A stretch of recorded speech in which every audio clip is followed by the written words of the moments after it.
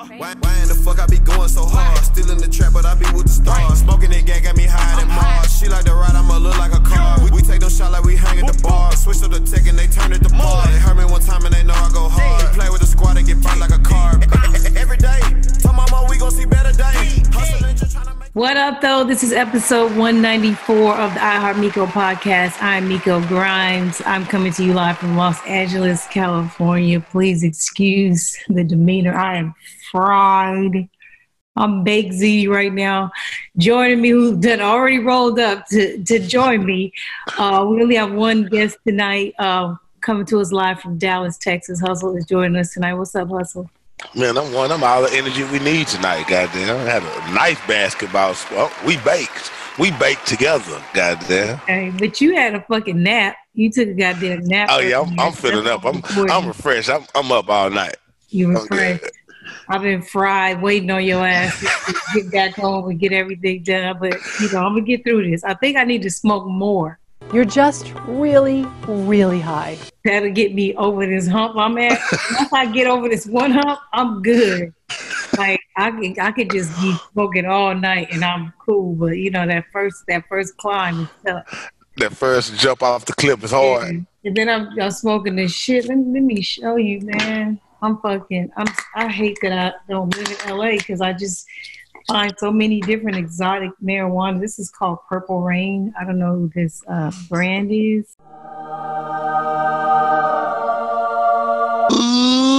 Look at the bud, bruh. Oh, that's a good haze. Yo, this shit is fucking beautiful. Oh my God. Yeah, so I'm fried. Indeed. But the funny part is I have another one already rolled. Ready. Ready. I'm about to get fucking fried, talk some shit. Today is December 4th. Hey, everybody's daddy birthday today. That's right, ho, not DOC, but similar to them letters. No one could do it better. Happy birthday, Jigga. He made it one more time around the sun for you fuck niggas. He done made it. I wanted to start the show off in a positive note. Probably already ruined that, but I was going to have the guests. I was planning on having more guests, but I'm doing basketball and football today, so a lot of niggas ain't comfortable moving in both of those lanes, so here we are. Type shit. I'm multifaceted. I'm not a sports fanatic. I'm a sports intelligence enthusiast. I would like to consider myself. Okay. Respectfully. Yeah. I dig that. So here we are. But, before I got into the sports, I wanted to talk about Jay-Z's birthday. First of all, I'm salty that he still hasn't said anything about the waiver. He hasn't. What has happened is the NFL has said that the workout was not his idea. There was another big write-up that came out, and they said that it wasn't Jay-Z's idea. Like, he wasn't in on everything. You know what I'm saying? He just was giving notes about stuff. So they cleared him. Basically, like, okay, we was tripping when we said this was all Jay-Z's idea. But still, I feel like Jay-Z should have told us that. You know what I'm saying? You over here talking about we passed kneeling. You need to be transparent with us and let us know, because when we see this fuck shit and your name is wrapped all around it and you get quiet on us, like, that's weak. In his defense, I feel like he just probably was like, this shit ain't got nothing to do with me, so I'm not touching it at all. But when they were saying that, when they was pushing it and saying how this is so legit that Jay-Z got it done, like it's all him, that's to make us all feel like, oh, this is legit. Like, go ahead, Cap, like, we in here. And then to find out that there was a sneaky waiver that if he didn't have his lawyer look it over, he would have been fucked out of, still suing these things. Like, I just feel like that type of shade and the fact that the NFL is just refusing to even acknowledge it. You got all these lawyers and nobody can say that waiver was not the same, that was not to take his rights. I mean, they're going to look out for their best interests when it comes to that. I mean, we already know that and expect that. I know. It's wrong for Jay-Z to not tell us when we already feeling a way about his movements with them? You see what I mean?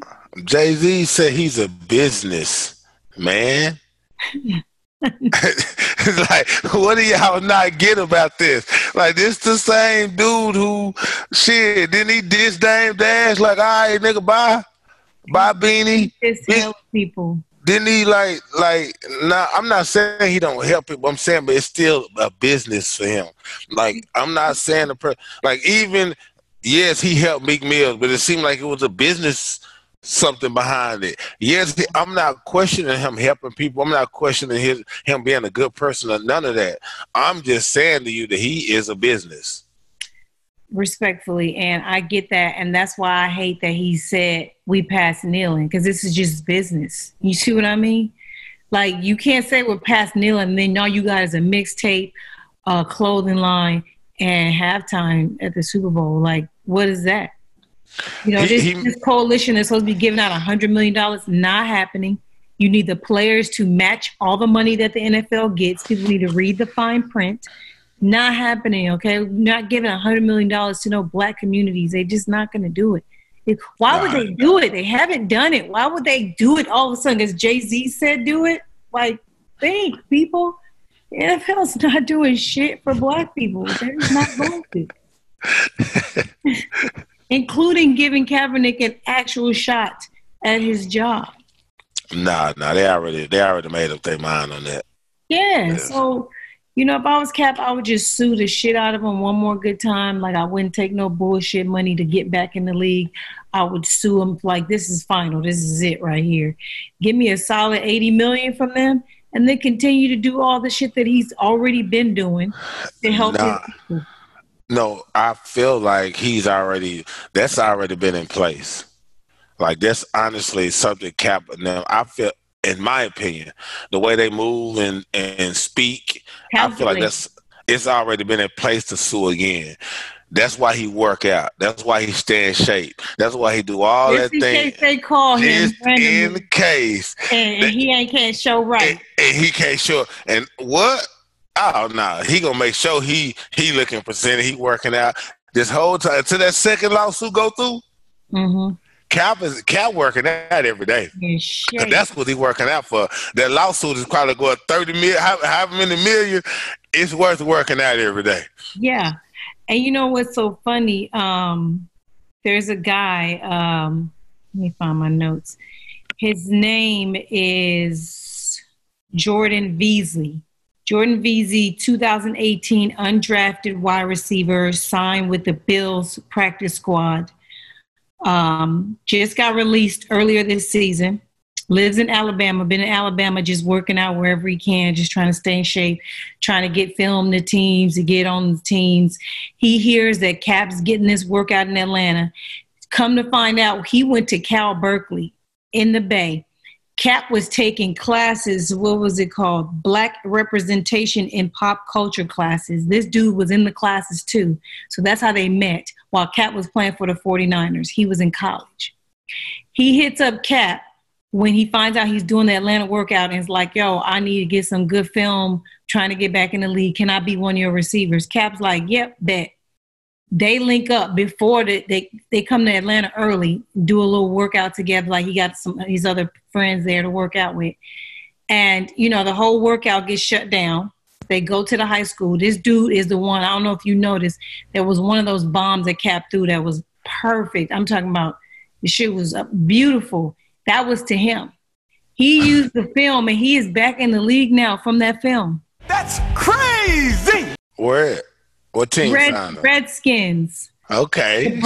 The Browns and the Redskins called him after he sent them that film from Cap, and the Redskins signed him. So the film was apparently good enough for the receiver to get back in the league, but everybody just keeps talking about how Cap just missed his workout. Nobody wants to talk about the film, I guess, and how he threw the ball well. NFL bullshit. It's narratives, man. That's why I said it's bigger than football. So once you start saying that, you start looking at the people who saying that. That's what Jay-Z should be saying. Like, listen, y'all, this is business. You know what I'm saying? I know I had said I would never fuck with them unless Cap, you know, had a seat was on a team. I know I said that. I know I wore his jersey on Saturday Night Live. I know I said all this shit. I don't need them. They need me. But it's business. Point blank. Point blank, period. It's business. Yeah. Keep it real, nigga. Like, what's the problem? Why you got a front? Keep it real, billionaire. Shit. You know what's so funny? There was a meme. I meant to post it. I'm going to post it. I was trying to be nice because it was his birthday today, but fuck it. I'm going to post it.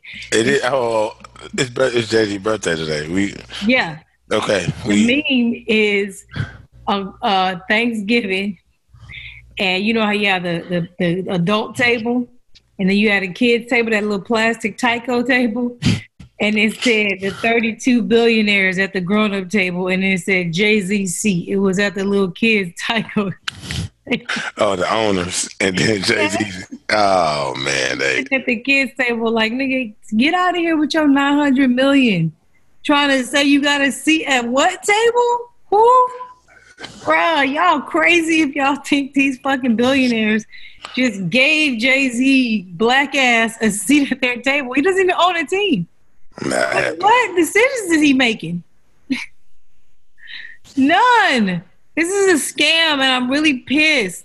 I'm salty about it because I'm fine with him hustling and making money, but stop fucking. Why you gotta step on Cap's neck to get there, man? Like, why? Why? Jesus, this shit is bothersome. But happy birthday. I mean, the music is great, so that's what I meant to do, to start this show off with your favorite Jay-Z song. What does GTD stand for? Got the draws, okay? I done went off on the nigga. Also, what's your favorite Jay-Z song, man? Oh, man, he got so many. What about albums? Like, is it like the Black Album? Is it...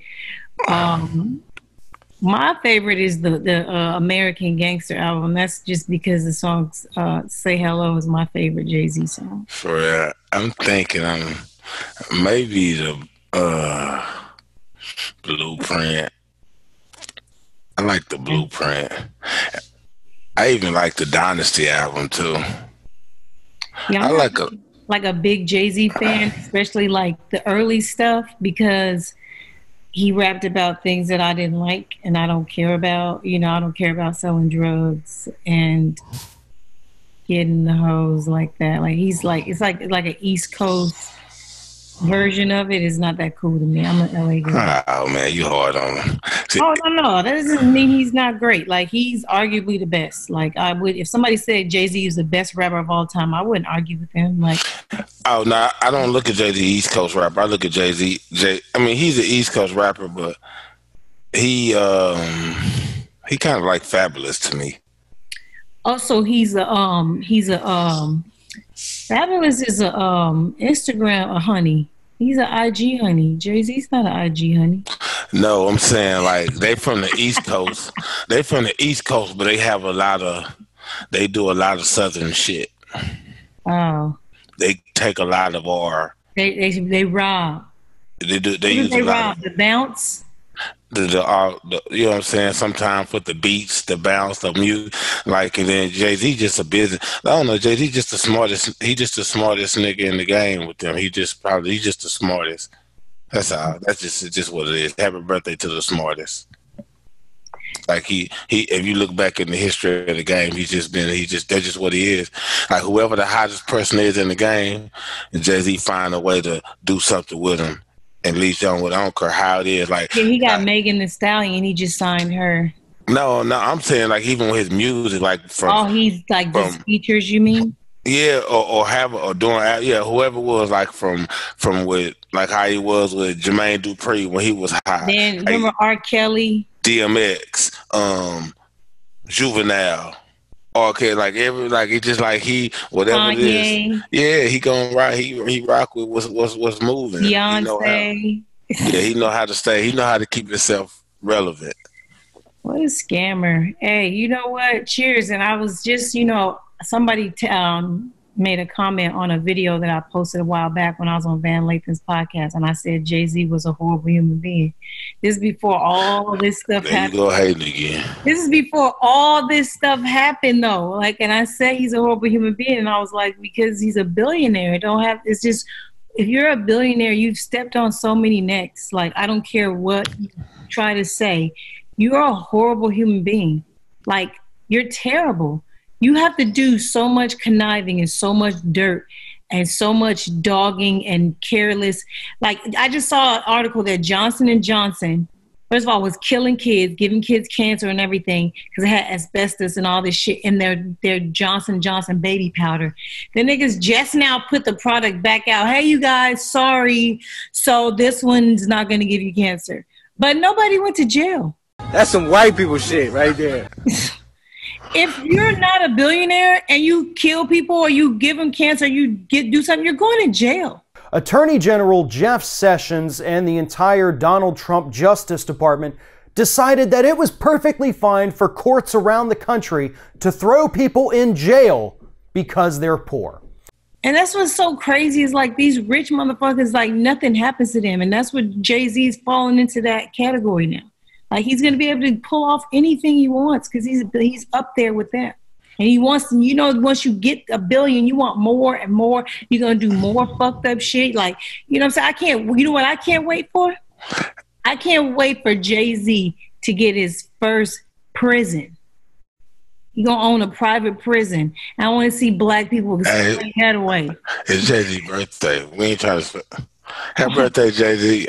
If Jay-Z get a private prison and try to tell us, no, but this one's going to be nice, right? Like, we going to make sure, like, the beds is soft, son. Located in Norway, this prison is the only prison in the entire world to come with a fully equipped recording studio. I'm hating. Happy birthday, Jay-Z. Fuck out of here.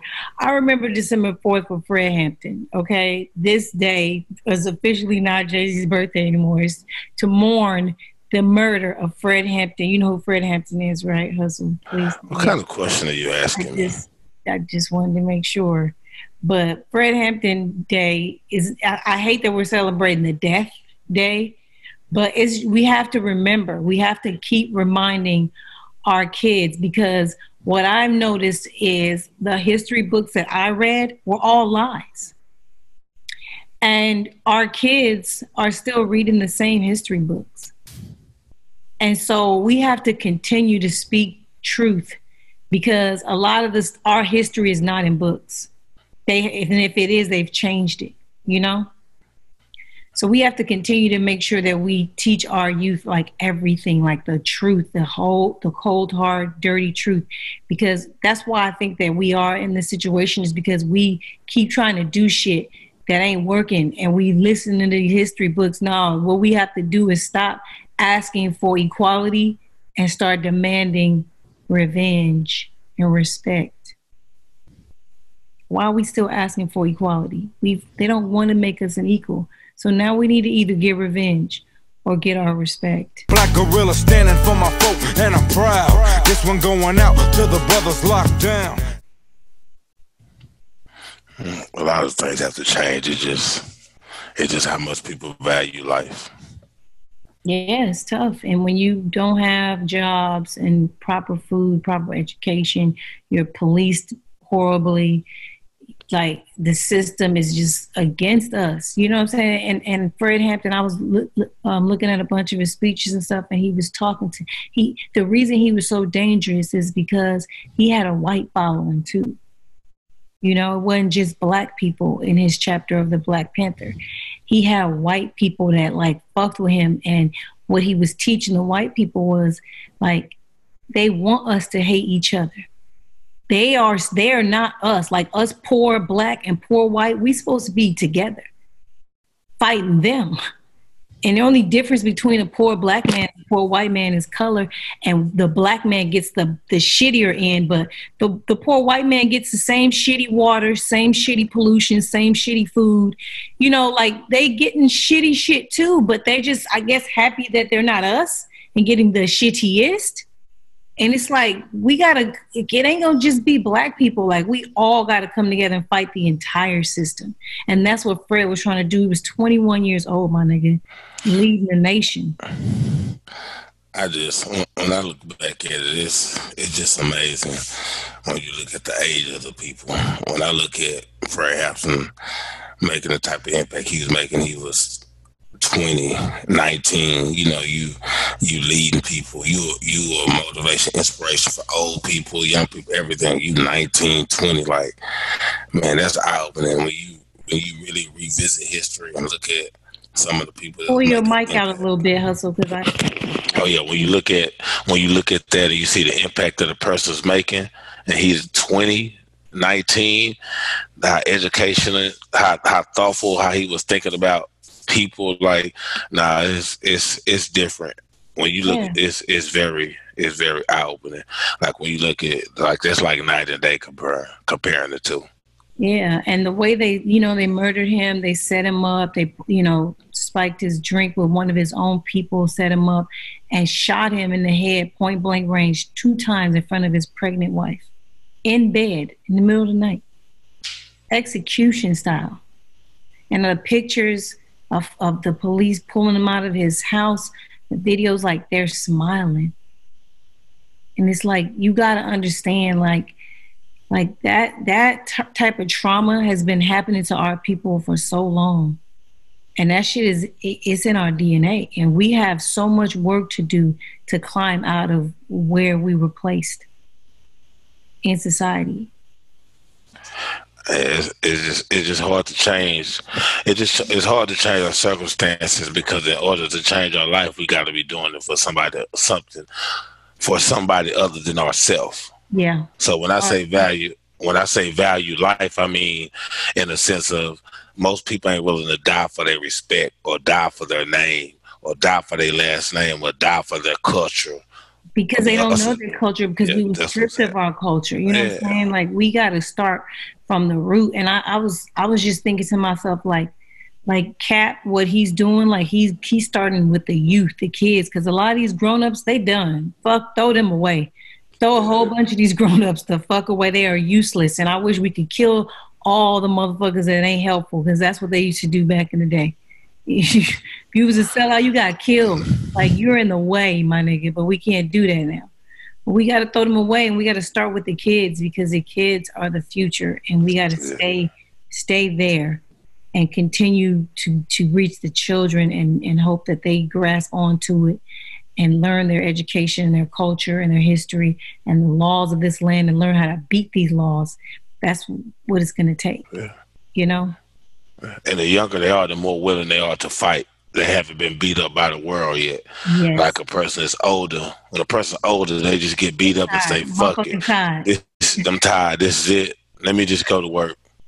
Yeah, do whatever, work this thankless job. So, in talking about Fred Hampton and him starting and leading the one of the Illinois chapters of the Black Panther at age 19, he, even though he did a lot of things, he didn't do as much as other leaders have done, right? Mm-hmm. And so I'm transferring this to a story that went viral with Whack 100. You know who he is. He's a Game and Blueface and Ray J's manager. And he did a video saying that Nipsey Hussle was not a legend. Now, originally, he didn't say anything about music. I saw the whole thing. He just said legend. So I chimed in some comments on Instagram. Didn't at him. I don't be atting niggas. I just say what I have to say, and I move on about my business. So I wrote, whoever was asking him the question should have just looked up the definition of the word legend, and that screams Nipsey Hussle, So then he commented to me, like, came back at me talking about I'm a midget. I'm a mental midget, like all kind of goofy nigga shit that he was saying to me. And I was just like, bruh, like, you can't tell me that Nipsey's not a legend when your artist is trying to be him right now. Blueface. No, Game. done got the braids. He done named his clothing line Prolific. Like he's morphing into Nipsey Hussle right before our eyes. If that doesn't scream legend, then what? I don't really understand. Then everybody was like, "Oh, he's not a hip hop legend." So, what is a hip hop legend? Like, what is your definition of that? I only know what a real legend is. I guess when they say hip hop legend, they're basically saying that he's made some music or classic albums or something that, you know, that people will listen to forever when it comes to hip hop. You know, like you know, like they say about Rakim album or Jay-Z first album.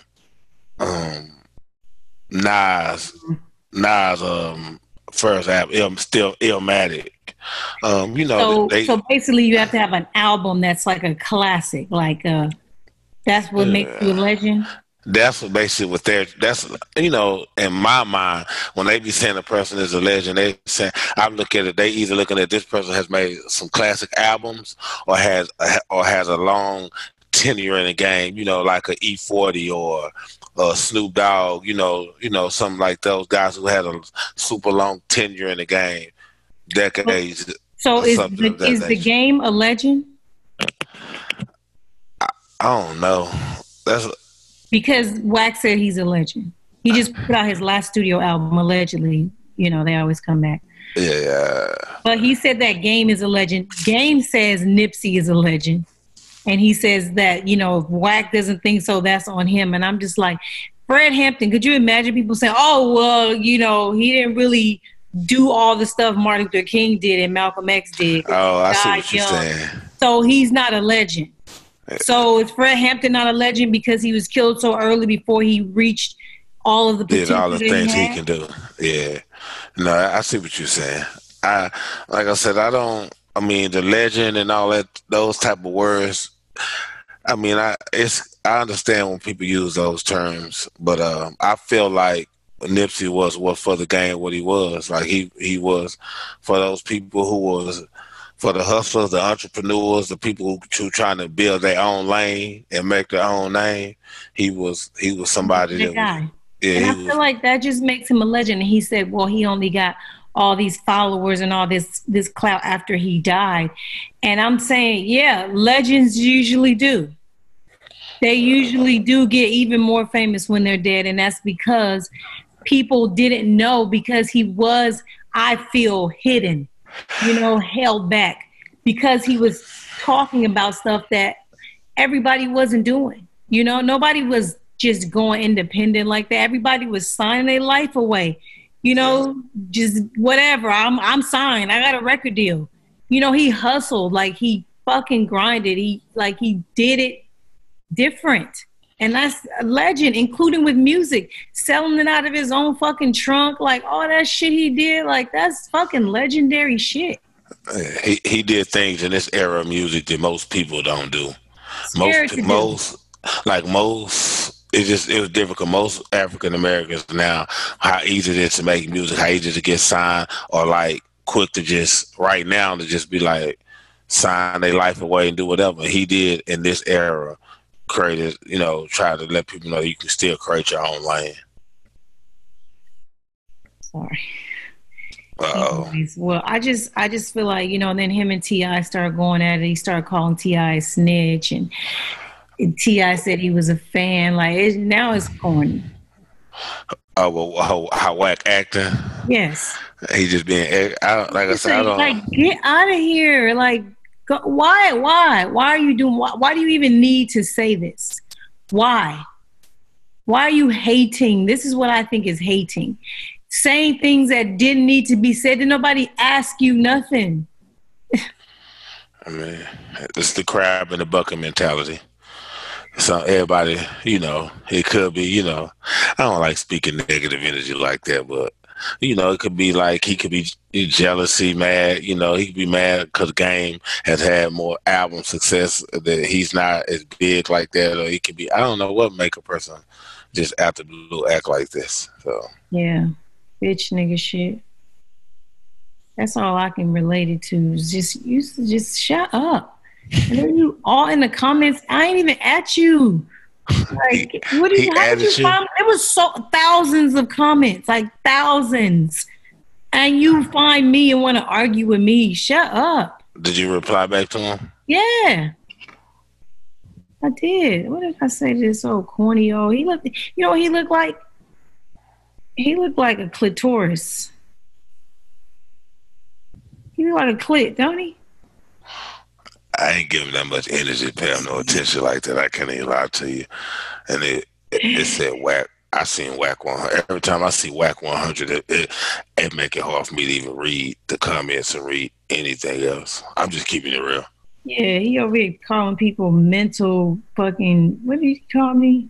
He said to me, guarantee you'll call LL Cool J or Ice Cube a legend right now today while they're, this is bad grammar, by the way, while they're alive, but I bet you never once referred to or called Nipsey a legend while he was alive. I could really speak on other shit, but I choose not to. Mind you, I don't even know this nigga. Like, well, you over here dry snitching, talking about I could speak on other shit, but I choose not to. What a bitch. Like, bitches say that type of shit to girls. Like, I could tell you all the other niggas she fucking, but I'm going to keep it to myself. You sound like a bitch, okay?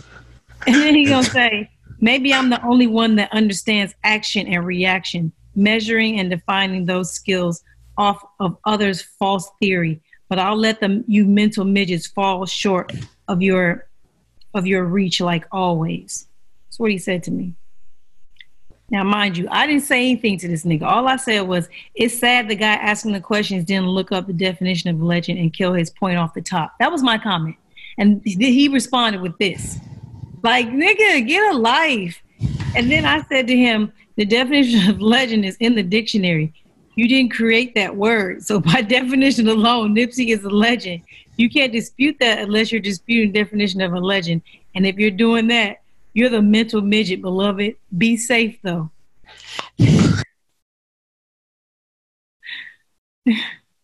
Get out of here, bro. Like, go get some pussy or dick, whatever your choice is, sweetheart. Like, God, his whole head looked like a clit, like an ashy clit, like a crusty, like a clitoris that got bust on, and then it dried up, and she didn't rinse herself off. That's what he looks like. I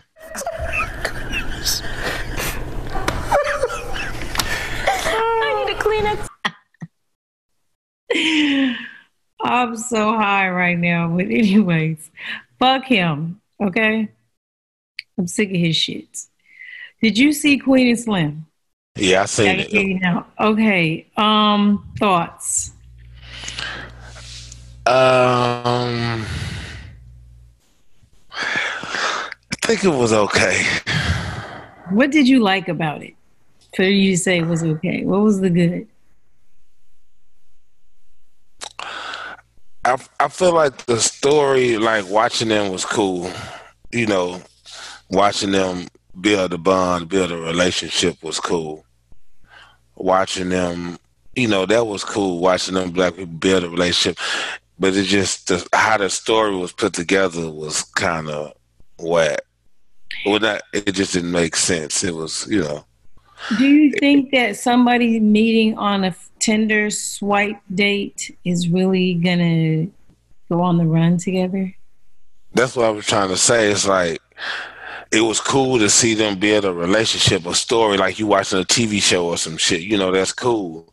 But the movie part and everything, it's just like they were just trying to pocket scenarios and put it in the movie. Oh, let's put this scenario in. Boom, put this in the movie. Oh, let's put this scenario. You know, let's put a black person, a black kid killing a black cop. Oh, let's put this in. Oh, we got a white cop. It was not even right. Like the whole situation, like whenever he shot the girl and then he shot the cop, like I just feel like they shouldn't have ran. For what? Yeah, that's what I said. It was just like for? They were just trying to place. They were just setting shit up to place to try to paint different scenarios in life or whatever it is. Like they're trying to innuendos or some shit. You know. Was clearly out of line. Like clearly out of line. I mean, the guy Slim is probably going to go to jail just because he killed a cop, but you both don't have to die. Like, you don't have to go on this run like all these other people getting hurt and dying. It's like sometimes you can't run. You got to stand in your shit. You know what I'm saying? And deal with whatever happens and hope that, you know, you can get a fair trial. You can hope for that, but it just didn't make sense. It would have made way more sense if they were like a couple way before that. I thought they were a couple. I didn't know I was going into it and it was like a first date. And I'm like, wait a minute, first date? First of all. And then she a lawyer. Yeah, and she a lawyer, like she can like, I represent you. You know what I'm saying? You good. Hey. That's what the question be like. Don't worry about it. You got your uncle off from killing your mom, and you don't trust that you can get him off. Him off when you seen this, it's on camera, body cam, all kind of like. Come on, man. Like, yeah, he doesn't drink. You know, it just didn't make sense for them to be on the run. And then I didn't really like how there was the pimp and the hoes. You know, I'm just tired of us looking like that. I just told you they were trying to put different scenarios that they're painting us. Then they had the black kid shoot the black cop in the head. I just told you, like, everything they did to me in the movie was like, to me, was kind of painting us in a bad way in a sense. Yeah, because it's like, why would you have the kid shoot the good cop? The ones we never see. We never get to experience the good cops. Yeah. And here's it's a good black cop. He's black. And it's a black kid. Come on, man. It's a black kid killing a black cop. Yeah, that's stupid. You know what I'm saying? Captain Save-A-Ho. Who's Captain Save-A-Ho? Who actually got the shit done that needs to be done? The white people. Right? They're the ones that got the plane. They got to put a cape on and come in and save us. And then how they kill us is show us once again, it be our own people that be fucking. The homies sold them out for the cheese.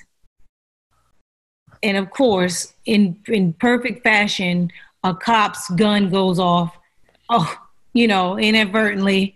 And that's just how it ends. Now they got to die together.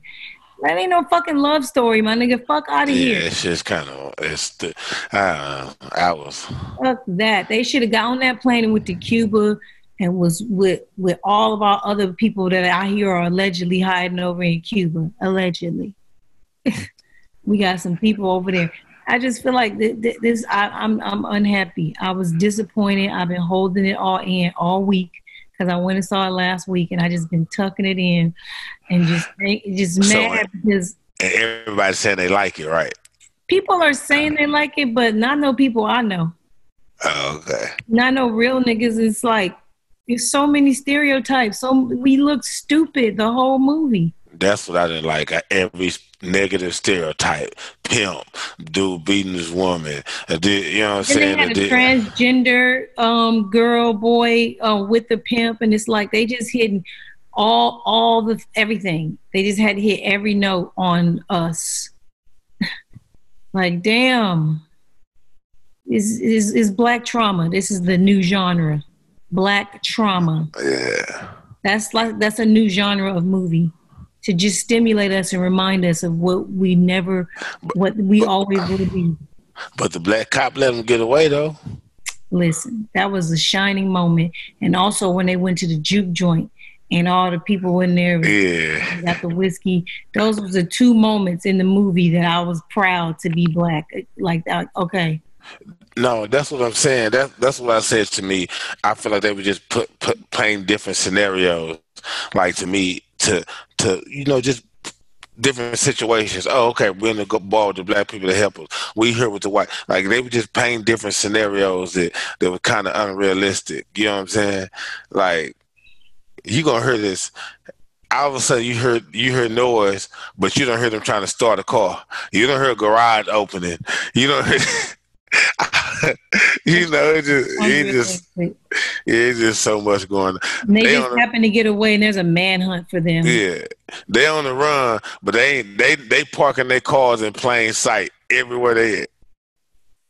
Not in the bag. They just it was just not. This was some old Underground Railroad meets Today. I wasn't happy, and throw it away. Okay, throw it away.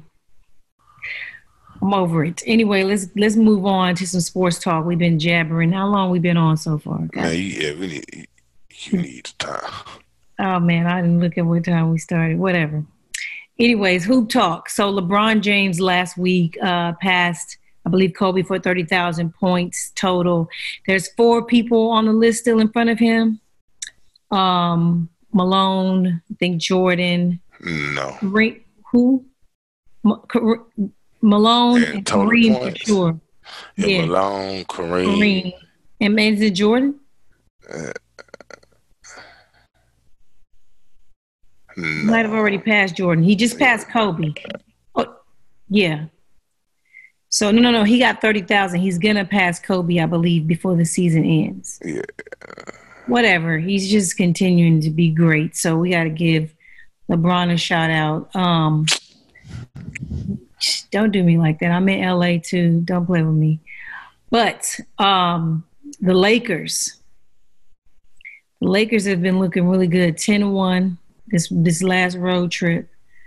Today beat Utah. Yesterday, back-to-back, beat Denver. I know you a big Denver guy. I'm not a Denver guy. Okay, Hustle. You know I'm not no damn Denver guy. I just telling you what kind of team they have. Yo, you always talking about Denver is going to be a problem. They are. They still are this year. Okay, well, we ran through them. Then we ran through Utah. The next game is Friday, right? Who this Friday? Shit, I thought I wrote it down. Quality win. I can't remember, but their next game isn't until Friday, I believe. No. Yeah, Friday. And then they play again on Sunday at home. I know Sunday's a home game, but the Lakers are playing really, really well. And I like the way they're playing on defense more than anything. And I knew that they would rebound the ball well because they got all these big guys. But what do you think is the best part of the way the Lakers are playing? They have their best start since God knows how long. And then what do you think they still need to work on and improve on if they're going to contend for the Western Conference Championship? I like LeBron being that point guard. I like the amount of time, how they move the ball. It's like he's really controlling the flow, the tempo of the game. He plays fast when he wants to, slows it down when he wants to, gets people touches when it's just like it's awesome to watch. It's fun to watch. But I feel like they just need time. They got everything I feel like they got everything they need. They just need time. Like they need their bench. The bench don't have a name yet, because they haven't done anything or accomplished anything yet. But they got everything they need from their bench and their starters to be a team that can contend and win. We was talking Lakers, Hustle. You saying they have everything they need? Oh, yeah. The Lakers have everything they need to win a title. Like, they just need time to develop their chemistry more. You know, for them to have the record this early on in the season, they're going to continue to get better. Like, I'm surprised with how Rondo fits. He's meshing very well. You know what I'm going to say? I'm going to take back everything I said about KCP.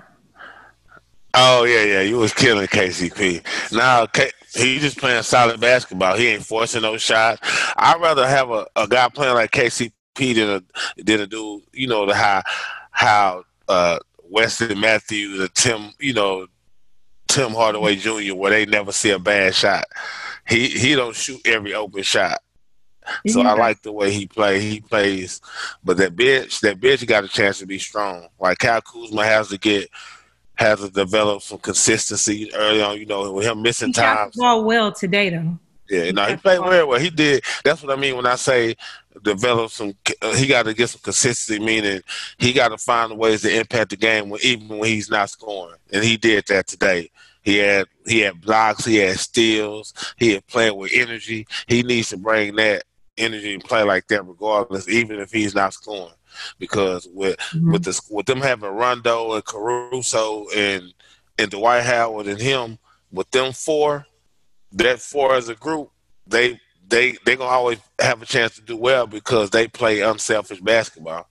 With Caruso and Rondo, both can handle the ball, both can run the pick and roll, and it makes their bench a whole lot better. Yeah, I'm not surprised at the way the Lakers are playing. I thought that they would. I mean, you add AD with LeBron, and, you know, they had a lot of injuries early on with Kyle being gone and Rondo being gone. And now that, you know, they're getting the whole gang together, now they're able to, you know, play with different matchups and lineups against other teams. And I'm just liking it. You know, I didn't think I was going to like this coach. I don't know who's really coaching the team. Is it Jason Kidd? I don't know. Stop being disrespectful to Frank Vogel as a coach. Like, you're not going to, like, no. Like, don't. You see, you letting this media narrative they create. Bro, when I look at him, I just don't want to listen to anything he says when I look at him. I'm just sorry. When I just look at him, I'm just like, go away. Who are you?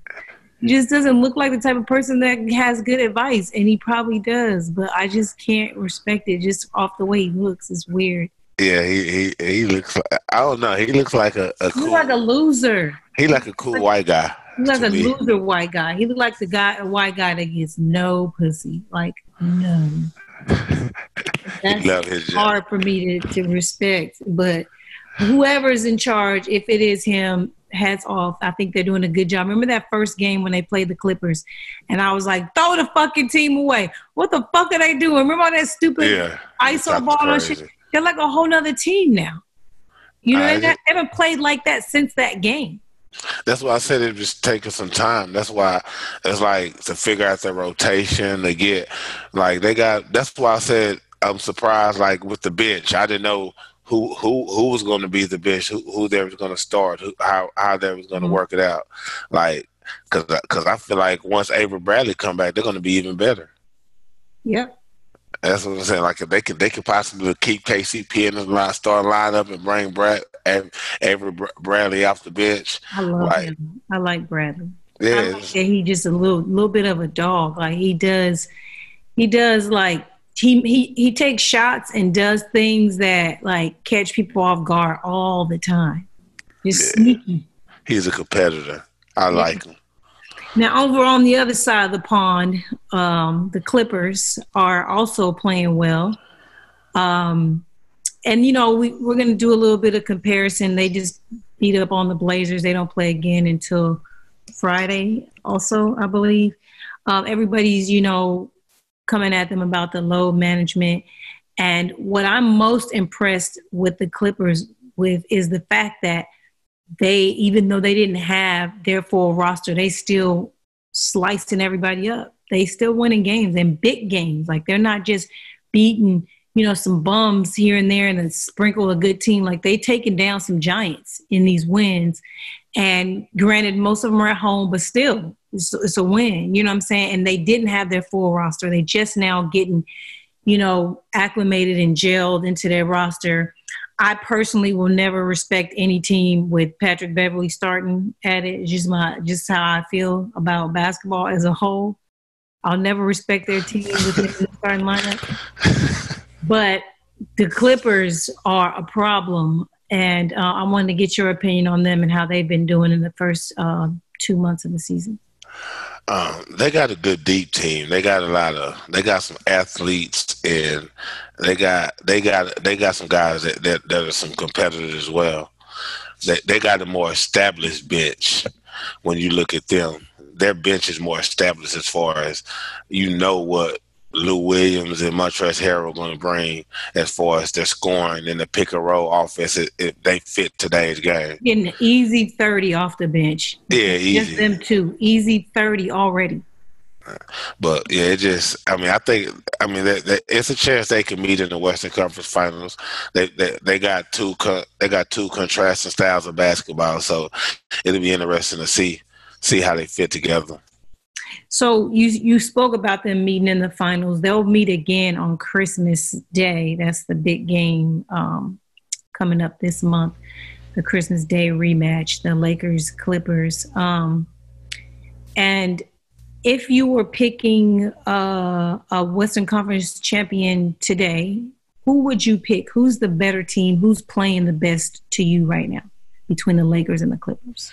I would say the Lakers. I mean, the Clippers kind of the Lakers because, like you said, they got more to prove.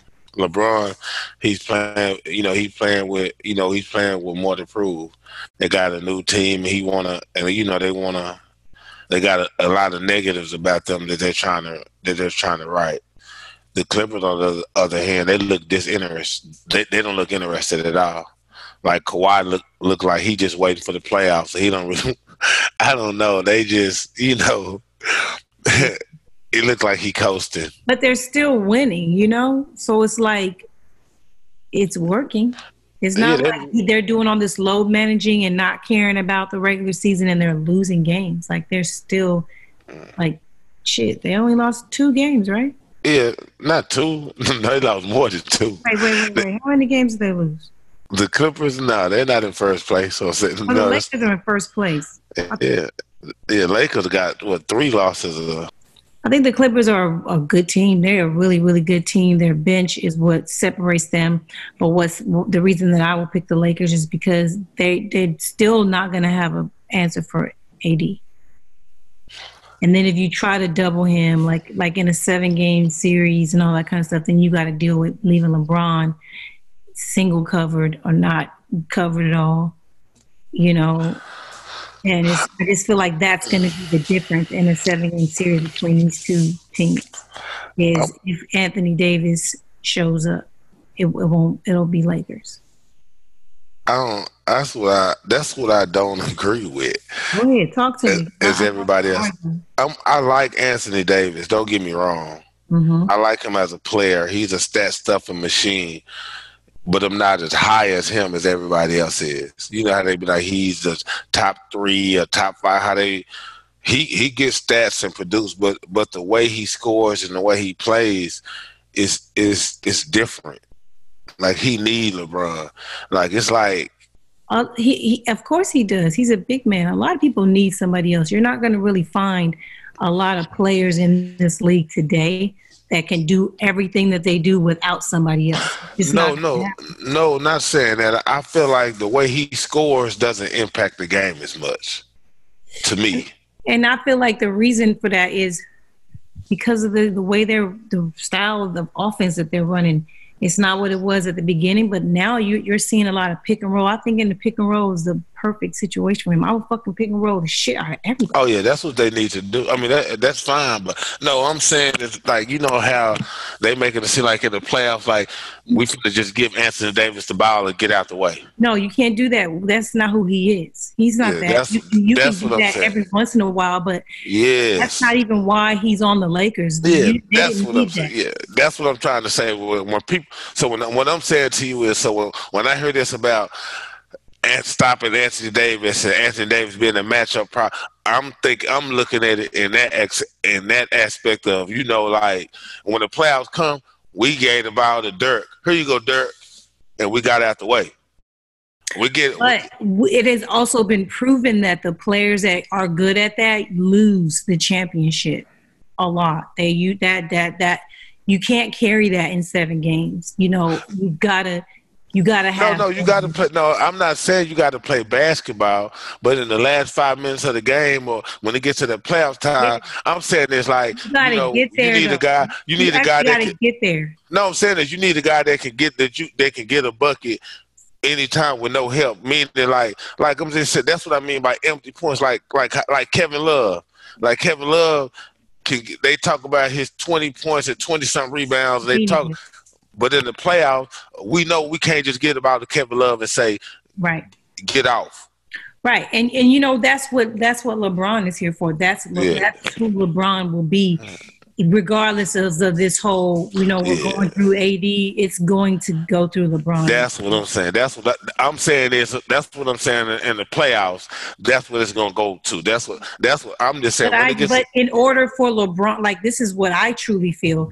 In order for LeBron to do what he does, AD has to also be doing what he does, because we've seen that LeBron can get to the championship, but he can't win by himself. He need help like everybody else. Oh, no. He got the help. AD, that's why I said AD is the perfect help, because he can give you all those in-between stats that, man, they got. And then when he go to the bench, the offense can still stay efficient because he got Rondo to as the backup point guard. Man, even now, even when he in the game, sometimes he have to get out of transition with Rondo and them get it like, okay. One of my only issues with LeBron is on the fast break. Like, he get on my nerves when he doesn't pass the ball up. He got to dribble it all the way down and throw the assist. No, you don't. He getting better. Somebody he got better. He advances up now a little bit, especially to Anthony Davis. If Anthony Davis get down there and establish post position early, he kick it up. And sometimes he kick it up. When he get past the 3-point line, do something cute and fancy. No, sometimes you got to give it up early and let somebody else make a decision. You could be the trailer. Like, you don't have to be the assister all the time.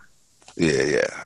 He's got better. I can tell from the game 1 and 3 to game now, he don't hold the ball as much anymore. And if Rondo, Kuzma, if one of those guys get it, he'll fill the lane. Now, if Danny Green or KCP get it, sometimes he'll clap for it. But he'll clap for it. No, I'm just being honest. I watch every game. He'll clap for it sometime. But he's gotten better. Like, you can tell that they've had conversations about him kicking it up or him advancing the ball, because he's doing it a lot more. Yeah, and speaking of guys who you can just clear out and say, give the ball, James Harden is on a fucking tear per usual. The Rockets are winning games for the most part. We saw yesterday, I'm sure you saw the game where they lost in overtime to the Aldridge-less Spurs. You gave 115 points in regulation, 135 overtime. You lose by 2, and the referees legit, like, fucked up. Now, I don't really get why this is my issue with referees, even in the NFL. Like, these niggas really, like, be having egos. Like if you catch them doing something, like making a mistake, or it's almost like they don't want to run the tape back to prove, like, you know what, you were right, I made a mistake. Man. Like, why you didn't just go run that tape back and say, you're right, the ball absolutely went through? No, listen. They need to change the challenge system, period. Do you see that shit? But they lied and said it was 30 seconds that passed, and it literally wasn't. He walked right up to him and said, run the tape, like, do a review right when it happened. And then the ref was like, no, hold on. They had a whole meeting. And then they was like, oh, well, it's past your 30 seconds. Like, what? I said it at the beginning. Like, crazy. That's why I said, like, I'm saying that the review process just needs to get changed, period, like, immediately. When I say because I've seen every game, when they ask for a review, most of the time, the referees can be completely wrong. Yeah. Look at the replay, even when they review it and come back and say the call stands. I seen it. So same with the NFL. They do that shit all the time. I'm talking about tell you they was wrong. One time I see one dude shot a jumper. I forgot who it was. Shot a jumper. Dude closed out on the jumper. Didn't touch him. Referee looked at this replay. And said foul, 2 shots. I said, man, if they don't do something about this replay, it's going to get bad. It's already bad to me, and I get why the players are complaining. And I'm talking about a tech for it. I'm saying bad, like when they don't change the call, somebody going to get a tech or something. Yeah, that's like crazy, because it's just like, I don't understand what the referees are going through these days. Like, why are they so in their feelings? Like, they don't want to reverse calls and shit. It's just, or they just making shit up. And I'm just like, how? Like, where are we looking at it at home? Get out your feelings. It, my nigga. Like, what the fuck? Y'all just need to officiate the game. Quit trying to control the game, like decide the game. They want to be the star. They want to fucking be the stars of the game. But we said all that to say that is not why the Rockets lost the game. No, they just dumb. They lost the game because LaMarcus Aldridge didn't play. Let me hear this. What do you mean? Let me hear this. Why? It's not that. It's just that. It's like that's like having Carmelo Anthony, you know. But when it's like when you got LaMarcus Aldridge, you got to change the whole dynamic of the team because you got a big that can't defend.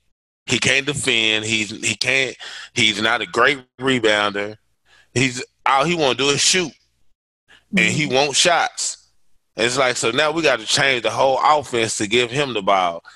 When really the Spurs' strengths are Forbes, Lonnie Walker, DeJounte Murray, Patty Mills, the one from DeRozan, Rudy Gay. They got 5, 6 guards, forwards that can all do their thing. And they should be able to play in transition fast, up and down, but they can't. With having to make sure he get 20 shots, 18, 16.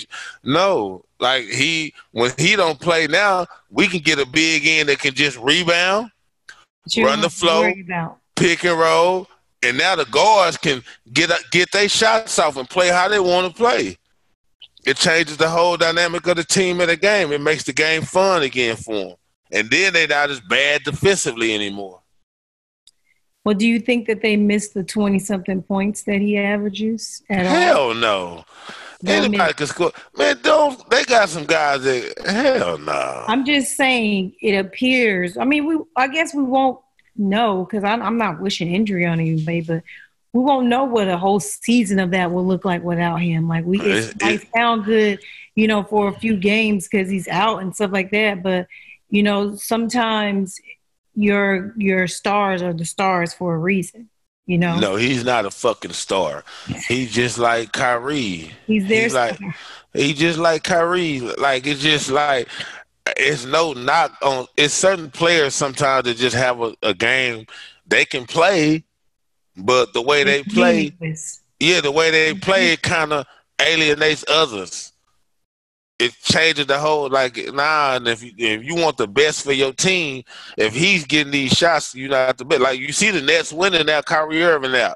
It's like, shit. But you can't just say that because, I mean, if you think about the teams that they've beaten, they're not beating nobody for real. See, y'all can say, I'm not one of those type. I'm not saying that it's not different basketball. Don't get me wrong. Okay. I'm not saying that it's not different basketball. I do agree with you on that. But what I am saying is we need to see it against some really good teams. Who was Brooklyn losing to when Kyrie was in the lineup? Let's look at that. See, that when you say those comments, that's what it makes me go to. Like, I don't think that they're a good team right now. They're not a complete team. No, I think they're a damn good team. They're not a complete team to me.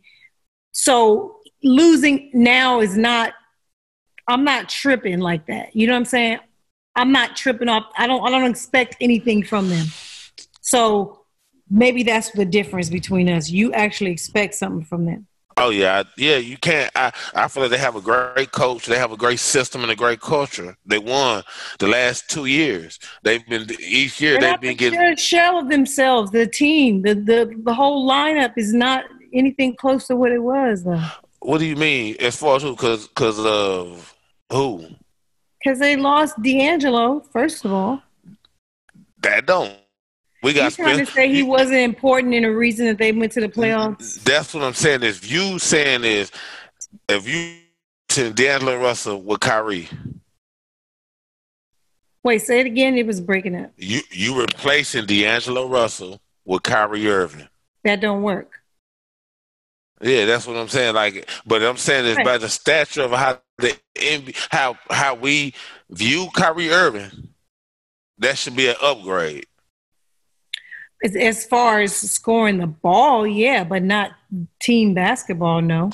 Yeah, but I'm saying this, but if we if people who watch basketball and ever this Kyrie second team out NBA or he's this superstar, he's an NBA, you know, people look at him in a different light. People don't look at him. What I'm saying is the way we view him, you should look at him, add him to the team as an upgrade over D'Angelo Russell, peer for your team. And it has not been. But it's not going to be. Isn't it also because they anticipated, you know, next season with Durant there, you know, having a Batman and Robin situation, and then everybody else kind of falling in. Like, you know, I could get behind something like that. No. Karis LeVert averaged like 25 in the playoffs last year.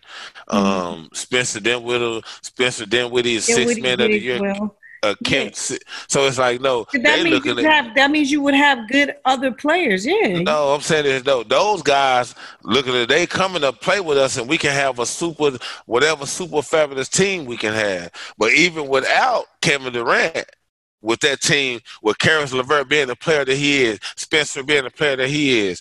So you saying that the Brooklyn Nets without Kyrie could get to the playoffs? Hell yeah. You tripping. With no problem. With no problem. Hell yes. Man, you got two guys that can go for 30 any night with Spencer and Karis LeVert. Spencer did with it, and then you got to shoot. Then you got to. Huh? You seeing it now? They going for 30 every night? No, I'm saying is okay. No, I'm saying they could go for 30. No, I'm saying not average. I'm saying they could any given night could go for 30. Like I'm saying there's any like you know what I mean when I say is like, you know, when I'm saying go for 30, I'm saying like it's players that can't score. How many times have they gone for 30 this year? We can look it up. Since Kyrie been out. Yeah, whenever. The whole season. How many times have either one of them had 30? Since you talking about either one of them could go for 30. I'm pulling them up right now. So since you killing them. Dinwiddie's averaging 20 points a game. Okay. No. He's not gonna give me 30 any given night. If a person averages, my point is this. You might be right. Maybe they will sneak into the playoffs. It's possible. But it's not – they're not going to do anything once they get there, so it doesn't matter irregardlessly. We can say that about anybody because it's only one team.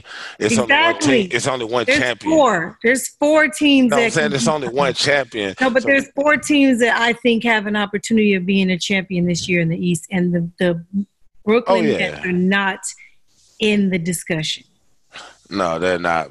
Yeah, they're not now because of Kyrie. That's why I say I'm not tripping off of them this year. It's not. I'm not judging. I'm not even. You know, they're gelling. I think it would be best for them to gel with Kyrie because I mean he's not going anywhere, and Durant's coming next year. They might as well figure out something. If you're saying this is such a great coach, he needs to figure out. He needs to not make the mistake that Boston Celtics made, and they need to make it fucking clear that it's Kyrie's team so that nobody gets It's not Kyrie's team. That's what I'm trying to tell you. Whose team is it? It's going to be Kevin Durant's team when he comes. Well, yes, when he comes back. But right now it should be right now Kyrie's it's not. So team. since it's not, so if it's going to be Kevin Durant's team, it's Kevin Durant's team now. So right now, since Kevin Durant is not there, everybody it needs to be on the coach's identity as far. You really think that that's what Kyrie came there to do? Yeah, that's what I'm trying to say. I'm not questioning it. I'm saying this, but if they make it where it's Kyrie's team, they're going to lose. Okay, well, that's what I'm trying to tell you because Kyrie's not a winner. Okay, well, he's not a winner. He's there. Yeah, he's there, but he's not a winner. Going nowhere. So I suggest this great coach that you're speaking of come up with a scheme to make it all work because it's only going to get worse when Kevin Durant comes. No, it's not because when Kevin Durant comes, it's going to all fall into place because Kevin Durant is the alpha. That's like he's the ultimate alpha man. He's just like playing like how I was playing with LeBron. It don't matter because Kyrie left LeBron because he said he didn't want to play with alpha. Now he has this alpha, different kind of alpha. No, I'm saying is this alpha isn't going to pass the ball as much as LeBron did. So is this going to work out? Oh yeah, like I said, I don't know if it'll work out. Honestly, I just because when I look at that I don't team, understand why we talking about them. no, I'm saying that's just me because but other people think they can be title contenders because the kid work out and they can win because with KD, Kyrie, Spencer, LeVert, Allen. Jared Allen, that's like hell yeah! Like they shit, if they too much shit. It's already too much shit. It seemed like the players kind of salty. He wrote that whole, 4-page letter. Yeah, but you that's what I'm trying to make. That's what I'm saying. It's now, but long as Kyrie's not the number one option, it don't matter. I don't think he thinks he's going to be the number one option next season, but this season he absolutely does. Oh yeah, he does. He want to be here. Yeah, but I'm saying that's what I'm saying. This shit he does think, and I feel like, but they're gonna. It just appears they're gonna have to have a conversation. The way the Nets are playing right now. It's December. No, when is the conversation gonna be at? No, I'm saying is when Kyrie come back and he got 3 more games he's gonna miss. He's gonna miss until at least the Cavs. He doesn't go to any of the games of his opponents. That's what I've been told. Oh, so however many more games he gonna miss. When he come back, I think they're gonna have to have a conversation about the way he plays. I hope they do because we having way too much conversation about them right now. Oh yeah. Okay, let's move the fuck on. I don't even know where we left off at. We were talking about the Rockets, but I don't want to talk about them anymore. I want to talk about the one more West Coast team. The Bucks and Clippers play Friday. That's who the Clippers play on Friday. The Bucks are in first place, right? Yes. The Freak is freaking out. Freak out. Man, listen, this shit crazy. So last year, what we saw in the Greek Freak was when shit got real and he couldn't do that whole dribble, 2-step dunk shit. When they stopped him from doing that, he really isn't that great of an offensive player. Have you noticed a change in the Greek Freak so far? Yeah, I see he's working on things in his game. He's trying to shoot a couple of jumps. Like, you know how at least like Ben Simmons ain't shooting at all. He's trying to shoot jumpers on purpose. Like, he's doing different things. And only one person was able to stop that dribble, spin, dunk. Correct. So stop. Only one. Correct. With nobody else. I can't argue. Yeah. Yeah, so it's just, but I see he's in there working on getting him the ball at different places on the court now, posting him more, doing different things instead of just having them at the top of the key all the time. I see they're working on different ways to catch them. They've learned that it's going to take more than that if they really want to win a championship. And I mean, I think that makes them better. How they lost last year, I think it makes them better. It gives them like an edge. Something to prove. And, and we're going to all see if it didn't get better because sometimes some things you worked on are, looking good early in the season, but, 82 starts creeping up on you. You know what I'm saying? When do you get tired? You to roll into the playoffs. Everything's still got to be working. It's a long season. And I just want to see because they're a young team and I won't say inexperienced because they have been winning, but still to me just don't seem like they got it all. Like I can't believe in them right now. Still, I can't. They're like the Mavericks. Everybody's like super high on them, and I'm like, yeah, but I don't believe in the unicorn at all. And Luka can't do it by himself. Every time he tries, he loses. He needs help. He got it. And when we talking about the Bucks, I get to you in a minute because he was speaking negatively about it. Yeah, don't do that. You're overstepping your boundaries. Here we go. Yeah, but no. Speaking on the Bucks, no, they're not a young team anymore. They're experienced. They're seasoned. They've been in the playoffs and been in battles for years. Eric Bledsoe, they got a strong bench, a strong starting five. They got a strong team, period, of players who've been they're battle tested. It's just the fact a lot of them, losses. A lot. No, just the fact of them growing together as a team, them growing through their losses. Like that's the thing. Like take two teams. You got Philly Philadelphia, and then you got Milwaukee, right? Philadelphia is what you would consider a younger team because they don't have any. They're young, chronologically young. Yes, and less experience. Yeah, and that's what, so it's like but both of them are trying to grow into championship teams. If you look at them, so now you want to look at how did they learn from their losses last year to get better each year, and you look at their superstars who you're going to depend on. What did they do different? Just like how like you speaking of Dallas, when Dallas lost, Dirk came back. You know, they were able to guard him with Sean Marion, Steven Jackson, you know, those type of players, Matt Barnes, and make him where he couldn't score because, you know, bigs couldn't guard him. Mm-hmm. He worked on it and added some shit to his game. That little post up in the free throw line area where if a little guard guards him, he working their ass now. Mm-hmm. Ben Simmons. You trying to say Ben hasn't worked on? We saw him. Remember, there was an Instagram post. He had like 4 threes. But I'm saying it in the game. He had. That's what I'm saying. In the game, he got to shoot. If he ain't shooting no jumpers, now we gonna get the same result. It was fake. It was catfish. Yeah. So if he ain't gonna shoot in the game to do the same thing over and expect different results is the definition of insanity. You got to grow. You got to grow your game because in the playoffs, I don't care how much Embiid work on his game. If Ben Simmons don't develop a jumper or try to shoot, we're gonna double, triple Embiid. And hey, Ben Simmons got to beat us. Ben Simmons got to score 40.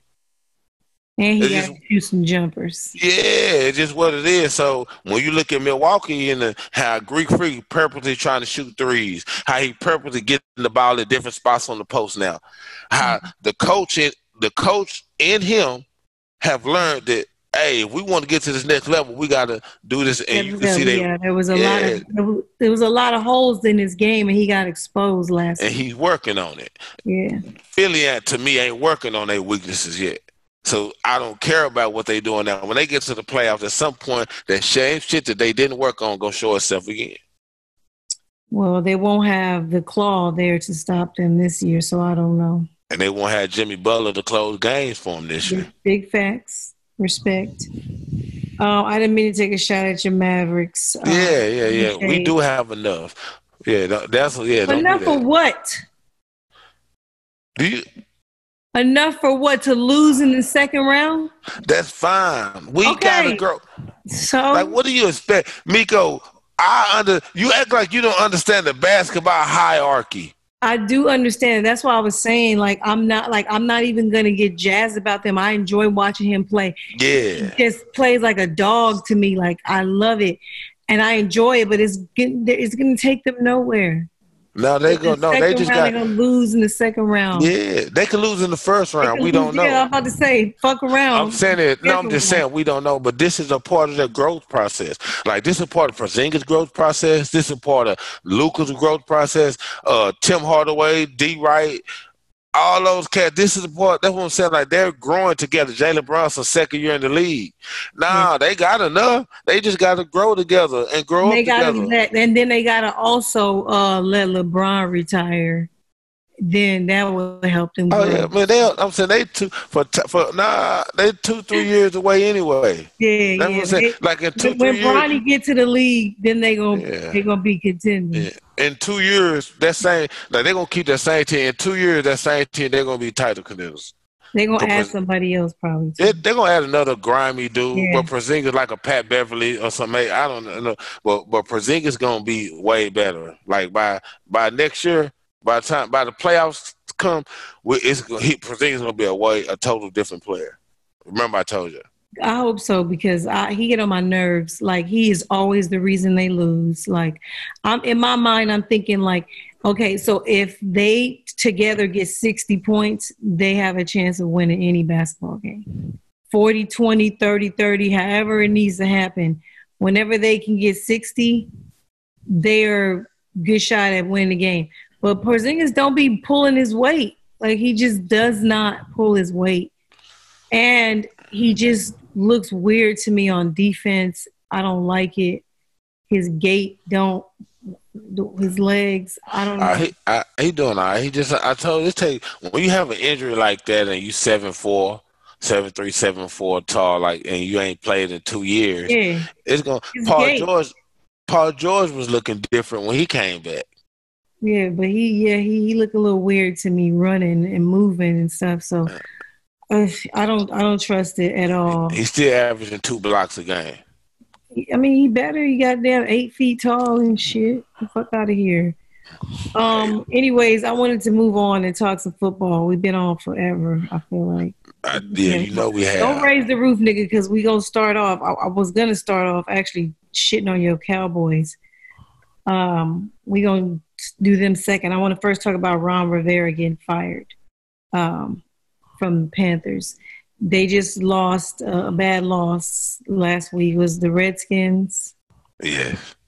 And they're 5-7, and their coach he says he did Ron Rivera solid. I think that 2 things can be true. I think that you could be disrespected and also get a solid. Okay, and that's what I feel like happened. Just the fact that you fired him with 4 games left in the season, as if he didn't take your team to the Super Bowl. Like, I know it's not your team, but he took the Carolina Panthers to the Super Bowl.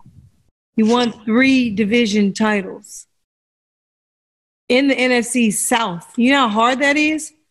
With Drew Brees there, Matt Ryan there, like, he did some shit. And I feel like he deserved to finish the season. Granted, the backup was catfish for the most part. We starting to see now, a little Swiss cheese in his game. So we understand now why they wasn't sold on him. He did good, like most backups do. They're backups for a reason. I'm supposed to come in, goddamn 4 games, 4 to 6, and get out of there.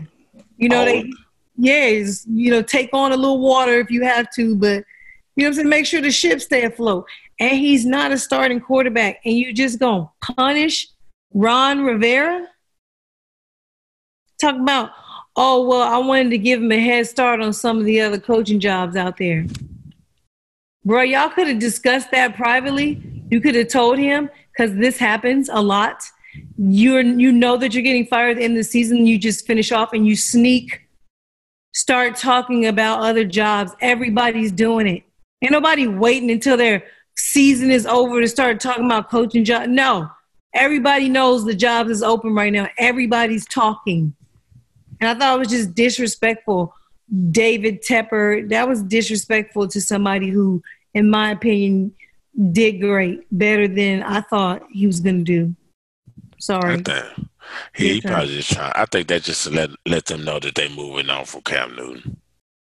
And that's just fine. You could do that. You could do that at the end of the season. You guys aren't going to the playoffs. Like, you can say that and continue the season, and then do what you're gonna do when the season's over. Like, I just feel like it was just disrespectful. Like, for what? You don't think Ron probably told them to let me go? If y'all gonna fire me at the end of the season, fire me now. Not that press conference that I saw, not with all that attitude. It didn't seem like it was his idea. Nah, he probably had an attitude because they blaming him for losing when he got his backup quarterback. But if you asked to be fired and you don't care, then you at the press conference cheesing, like, yeah. Like, if you... No, that's not. If this was your idea, if you were in on this... No, if they come to you... attitude. No, just go back to what you said. He was a Super Bowl. He took his team to the Super Bowl. He's this great coach. He's done all these things with this team. And then his quarterback get hurt. He got this backup quarterback, and he can't win. Fired. And they blaming him. So when they come to him and say, hey, man, at the end of the season, we going another direction. This. No. You can do. I can understand from a owner's perspective what he's trying to do. He's really just trying to just get rid of all things that he didn't bring in. Like, he want his own shit. It's like you buy a new house and you keep all the furniture the person lived there had. No. You know what I'm saying? Like, you want your own couch. You want to fart in your own couch. You want to, you know what I'm saying, have your own bed. You know, like you want your shit to be, even though it's somebody else's house, you want it to be your home. So he wants his own coach. Yeah, but you can get a new GM, new coach, new quarterback. You can get everything, but you didn't have to. You just made it look like it was Ron's fault, and it definitely isn't. Like, it's not. And I can't wait to see where he lands. Like, I think he's a good coach. Dallas, possibly. That would be a good fit. Man, I don't know. It'd be good. Especially since everybody's blaming Jason Garrett. Speaking of, let's talk Cowboys. Did you see what I posted on Instagram? Like, I literally picked the Bills in my notes, but then I got somehow talked into picking the Cowboys in the podcast, and I didn't even realize it until I went back and was looking at my notes. And I was like, wait, why did I fucking pick the Cowboys to win the game? And to me, what do you think? What happened? Whose fault was that game? Whose fault was that loss? We already told you, man. Whose fault was it? We need a new coach, man. Oh, you still blaming Jason Garrett? Yes. Why? Why is he getting no credit for the wins, but all the credit for the losses? Even the games we win and be games we supposed to dominate. Like, even the games we win, it's a game we supposed to dominate. We supposed to be able to, This was your quarterback's fault that y'all lost this game. Your quarterback. But you want to blame the receivers? You want to say niggas wasn't getting open? What do you want to say? Bills are a good team. They have a good defense. Yeah. Like, we not questioning, like, yes. But now, man, I don't know how to explain it. Man, it's just like, I wrote some notes. What your head coach is supposed to do, man. What your players are supposed to do. Listen to this. I wrote some notes. This is when I knew. First of all, shout out Cole Beasley. I had made sure I wanted to shout him out. When I knew the game was over, you remember that play where Josh Allen fumbled the snap and he still ended up getting the first down? Do you remember that play? Did you see the dog in him? I don't see any dog. I didn't see any dog in Dak in this game. Oh my God! There you go. I didn't see any hunger. I didn't see anything. Like, he just didn't seem like he was trying hard enough. I don't know what it was. It just didn't seem like effort. And maybe it was because Josh Allen had all the motherfucking effort in the world. Like, he played his ass off. He outplayed Dak Prescott. They got two different personalities. I told you at the beginning of the year Josh Allen was solid, and you was laughing at me. Remember I told you that? No, the reason I laughed because he had done nothing to be proven that. Like, man, no, it's just his mentality, like what you were saying, and what I told you, like how his approach as a quarterback, that dog, that how he acts, and that energy, like that shit's contagious. That shit, when that's supposed to be your leader, and he give contagious like that. So it's like, that's why I be looking at our coach and what he bring to us. Oh my God! Here y'all go. Y'all need a rah-rah coach. That's no. We need a coach that really understands. Bang on tables and yell. I don't know that. I feel like that understands football, man. That's how. I just feel like we need a coach that understands football, that has a football mind, and I don't know, man. I feel like with the talent that we have, we need a coach that. Man, it's no different. Like how when Tampa Bay brought in John Gruden. Didn't he bring in John Gruden to go win the championship? Yo, John Gruden stole that championship. That whole team was built on somebody else. So whoever come in for Dallas and win, because whoever come in that year gonna win. They're gonna be like they're gonna say Jason Garrett built this house. I'm telling you, he just couldn't coach. What I think is unfortunate is that Jason Garrett gets so much blame for having little to nothing to do with the building of the whole team.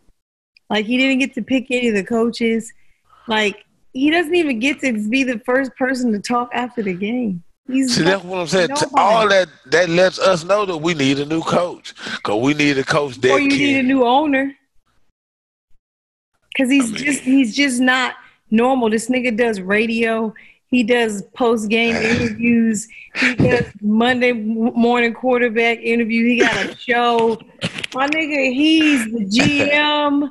He's fucking firing the players and the coaches. He is at practice like every day. Like, get out of here. Hands on. Super hands on. So like it's after hearing all this stuff and hearing these ex-players. Was Troy Aikman? Did you hear what this nigga was talking about? He was like, Jason Garrett is nobody. He's been nobody. You could not like something that's happening, and you could go to Jason Garrett, and if he doesn't do anything, you could go straight to the owner. Jerry Jones is available to everyone. Like, what? That's not normal. I've been on 3 different teams. That is not normal. When you see the owners, it's like seeing a ghost a lot of times. Like, they don't be around like that. And he is around. Like, nigga, don't you have other companies and shit to run? Aren't you a billionaire? Like, go away. And I feel like it's unfair to Jason Garrett. Like, he's just a puppet. Like, he's Geppetto. All right. We need to get rid of the puppet so we can get. So you think that somebody else is going to come in and you think Jerry Jones is not going to puppet them also? Is that we don't know how it's going to go. We just know that what we got right now ain't fucking working. Man, they ran a trick play on y'all for a touchdown, bruh. That happens. That's you guys are just weren't there mentally. Y'all really look like trash for real. Yeah, that's what I'm saying. Most teams take on the identity of they head coaching things like that. Just I mean, did you see that duck that Dak threw to end the third quarter to Zeke on the fourth and goal? Yo,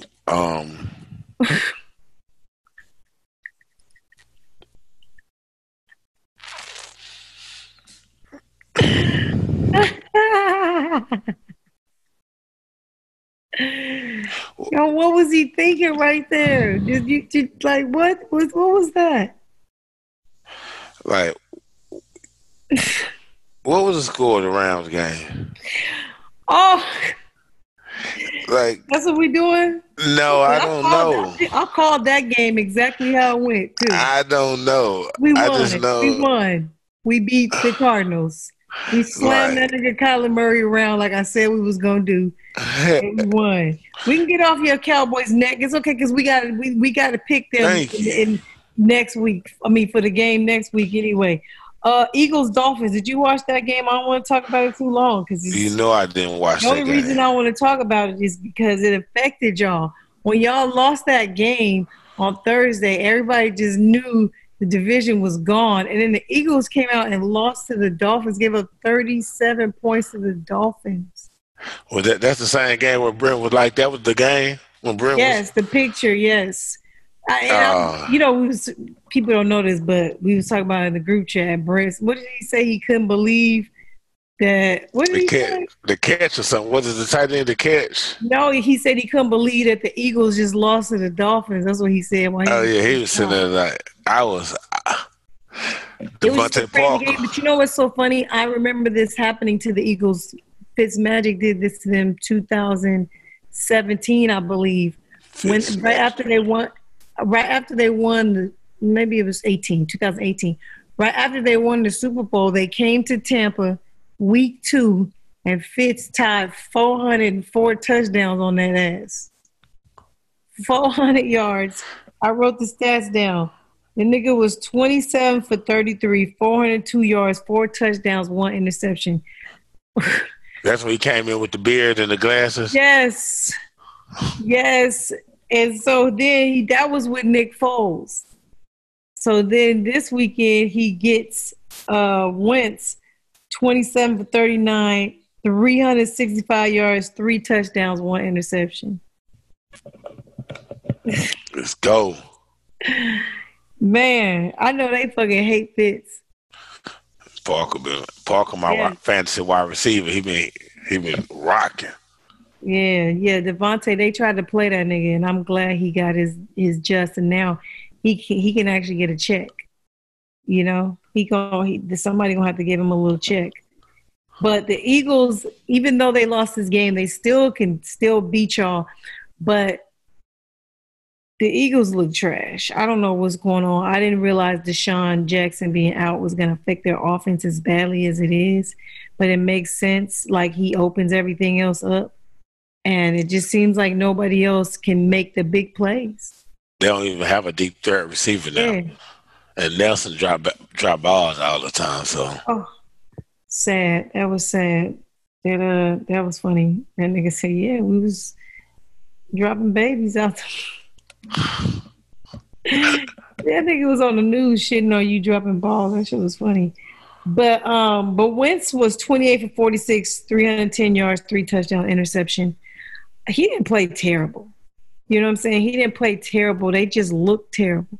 They couldn't really get anything done in the second half against the Dolphins defense. And to the Eagles' credit, Fitz definitely just threw some shit in the air several times and they got lucky. A rainbow came out of it. Like, that did happen, but that only happens to you when you're not taking your opponent seriously. You know? I don't know what I just feel like I don't know what's going on with Philly, but I really feel like, man, I don't know why Carson Wentz playing better than what they giving up. I think it's just the turmoil of the team. There's so many issues in the locker room. Niggas is talking behind each other's back and all that stuff. That's just toxic. That's what's cancerous. People be talking about, so-and-so slapped his girlfriend, so we had to cut him because, that's locker room cancer. No, that's not. What's locker room cancer is players hating each other in the locker room on the same team. Like, that's an issue in their locker room. And that just doesn't make you perform well. You got all these stupid things going on in the background. And that's why I think they're not playing well. But that's going to leave Dallas open to still win the championship. Let's move on. Patriots, Texans. I mean, the better quarterback gonna win. Well, they have Tom Brady ranked 7th best quarterback in the rankings that came out today. Do you think Deshaun Watson? What's Deshaun Watson 3? I don't know where he was, but Dak was number 6. They had Aaron Rodgers at 8. Oh yeah, he probably. They had Mahomes at 11. So they got Lamar. So they got the top 3 is probably Lamar. Yeah. No, the Wilson, Lamar, and Deshaun. Yeah, they're in the top 3. I don't know who 4 and 5 will be. Oh, Breeze. Drew Brees. Yeah. I don't know who 5 is. But anyways, Tom Brady, like, people are you still one of those people that thinks Tom Brady's going to the Super Bowl still? No. Okay. Hell no. My thing is, people are saying the reason that Tom Brady, granted their record looks great because they played no one. They're in a shitty division where they always dominate.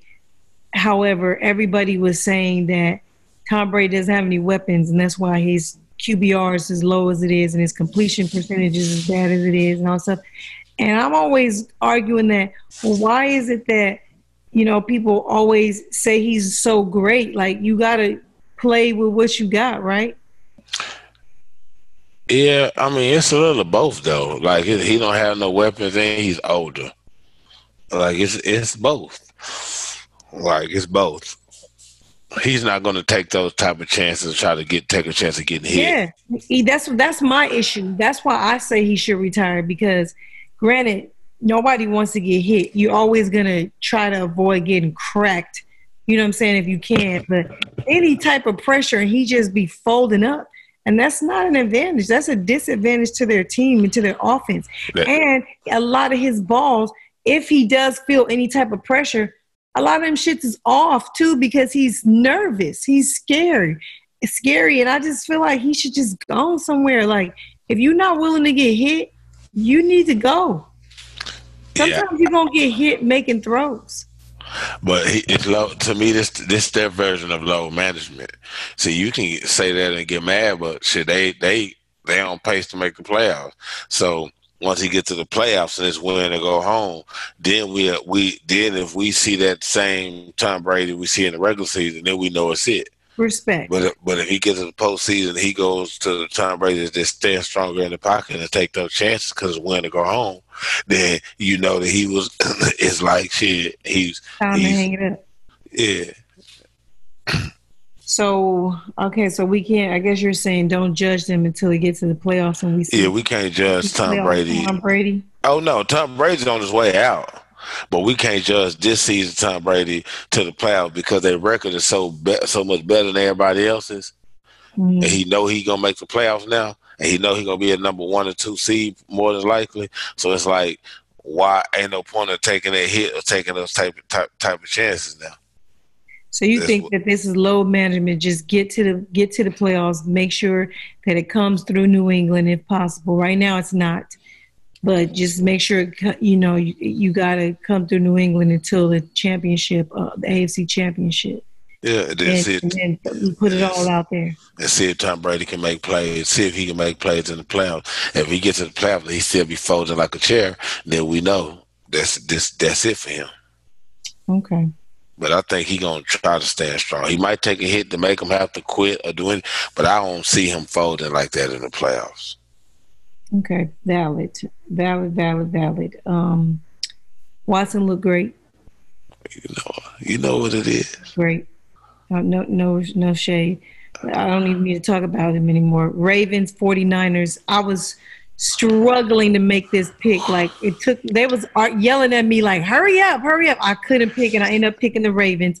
And I was like, it's going to come down to something, a kick or something, some play. And I was like, the Ravens, I feel like I feel like they're the better team right now in that type of atmosphere, and with the weather and everything, like the weather was nasty. I didn't play. I went to see Brent play in Baltimore and the weather was like that. And I'm talking about, it's just disgusting. It's cold as fuck. And it rained the whole game. It was so miserable. The sky was gray. It was such a sad fucking day. And we lost. Lamar Jackson played, but he didn't really throw nothing at Brent.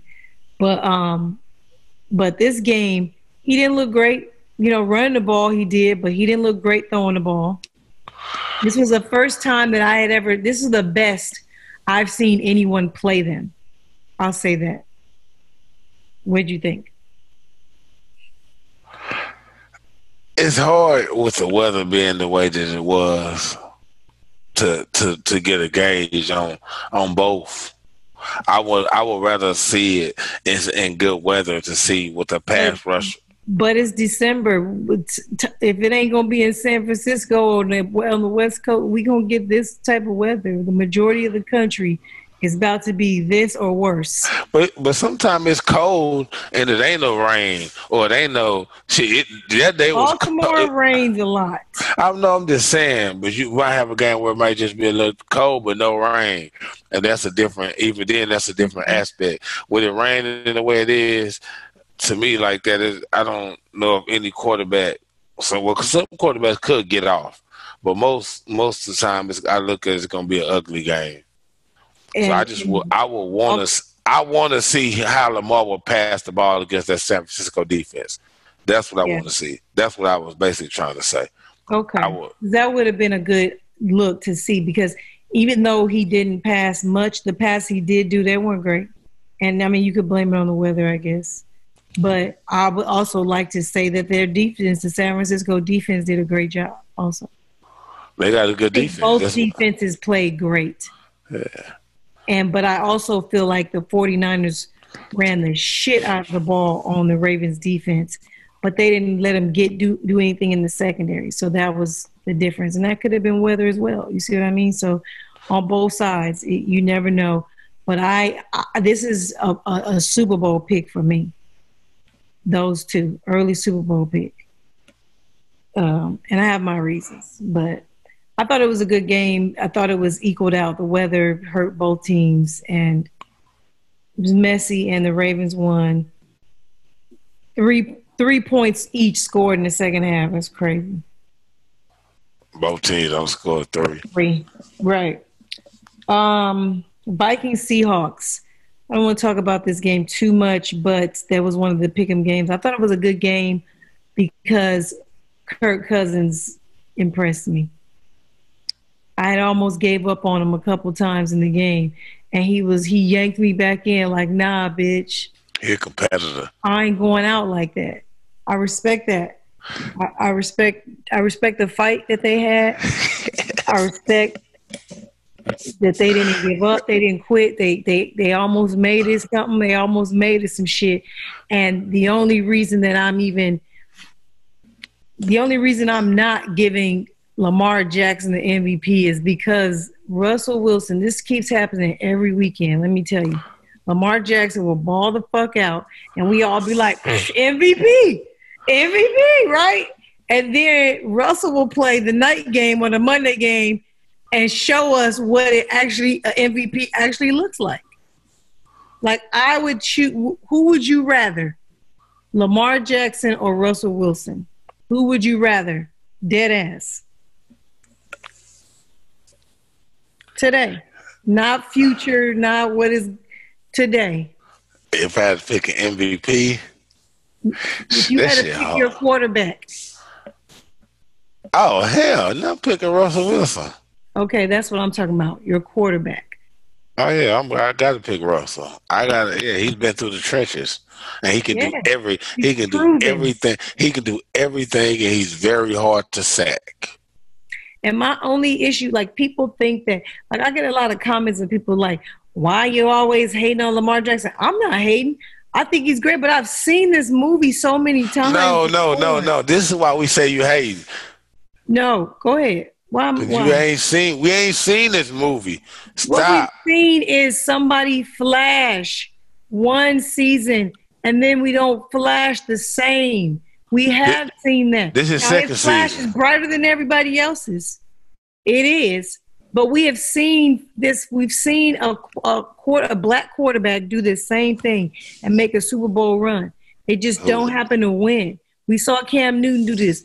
We fucking saw RG3 do this. He had a great one season where he looked like he didn't look like this, but he looked like, oh my God, look at RG3. We saw Kaepernick do this same thing. We've seen this before. The ones that we see win is Russell.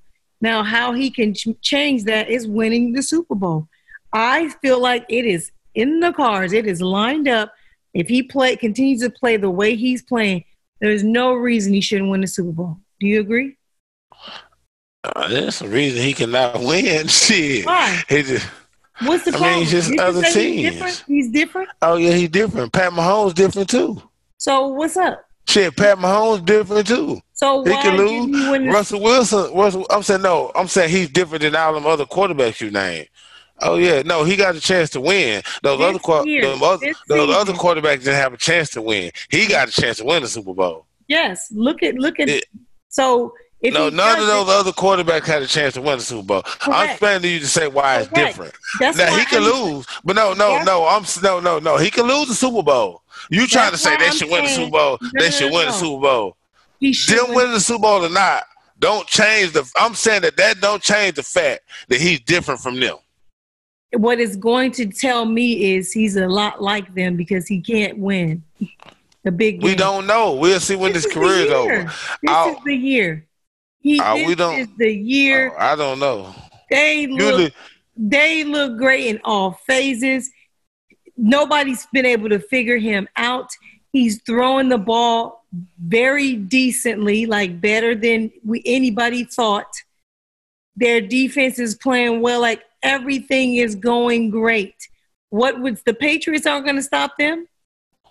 You think the Patriots are going to beat them? You think the Chiefs are going to beat them? They can. You think the Texans are going to beat them? Hell yeah, they can. Okay, I don't see anybody beating them. If they get beat, then I don't know. I just feel like they haven't been figured out, and it's a great thing. All season they've been putting out film. It doesn't take away from how amazing he is. He is amazing at running the ball. He's still not great at throwing the ball. Okay? No, he's just amazing. He's an amazing dual threat. He's an amazing dual threat. And most dual threats are not are not good. They're not smart passers. Like that's what separates him from them. Like, yeah, he's not a great passer, but but you can tell that he's a smart passer. Like, it's just different.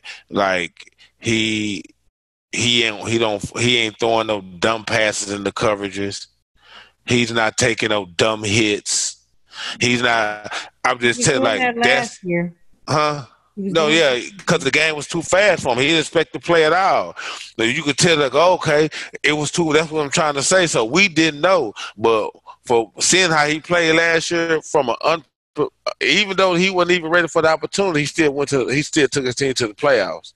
So to see the progression that he made from that year to the next year, usually for those quarterbacks after that first year going to the playoffs and that second year they struggle and don't have success. They're not able to. You don't see a progression in their game as far as how they make reads and their decisions as far as when they run and when they pass. No, Lamar Jackson is different. He don't have happy feet. He ain't looking just to run.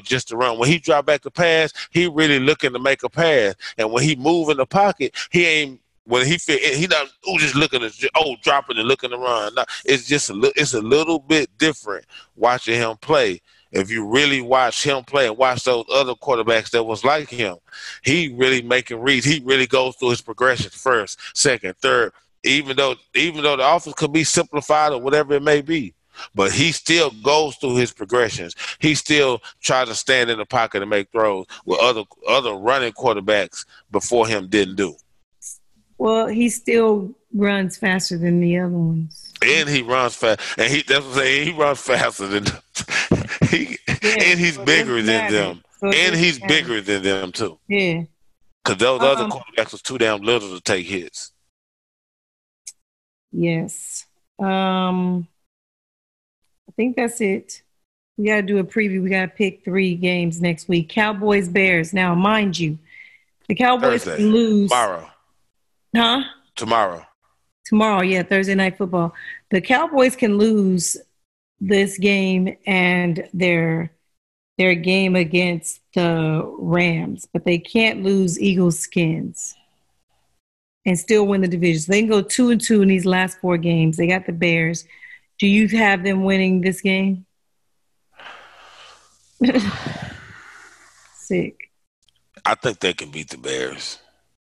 I think they can beat the Bears easy, too. Well, they should, since Trubisky is the quarterback. Yeah, the only problem they're going to have is dealing with Bears' defensive line. And as long as they can keep Dak off the ground, they should win the game. But it has been proven that Dak just, Jason Garrett just doesn't, throw the ball for him sometimes. Now, I feel like this is a game they can win. They got a better quarterback, and in Chicago they're kind of on a.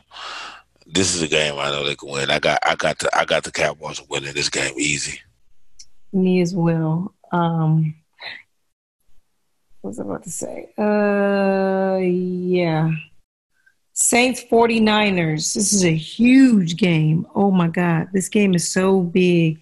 Both of them are contending for their spot in the playoffs. The Saints are number 1 right now because they beat the Seahawks.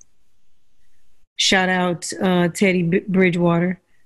The 49ers lost to the Seahawks, and they still got to play them.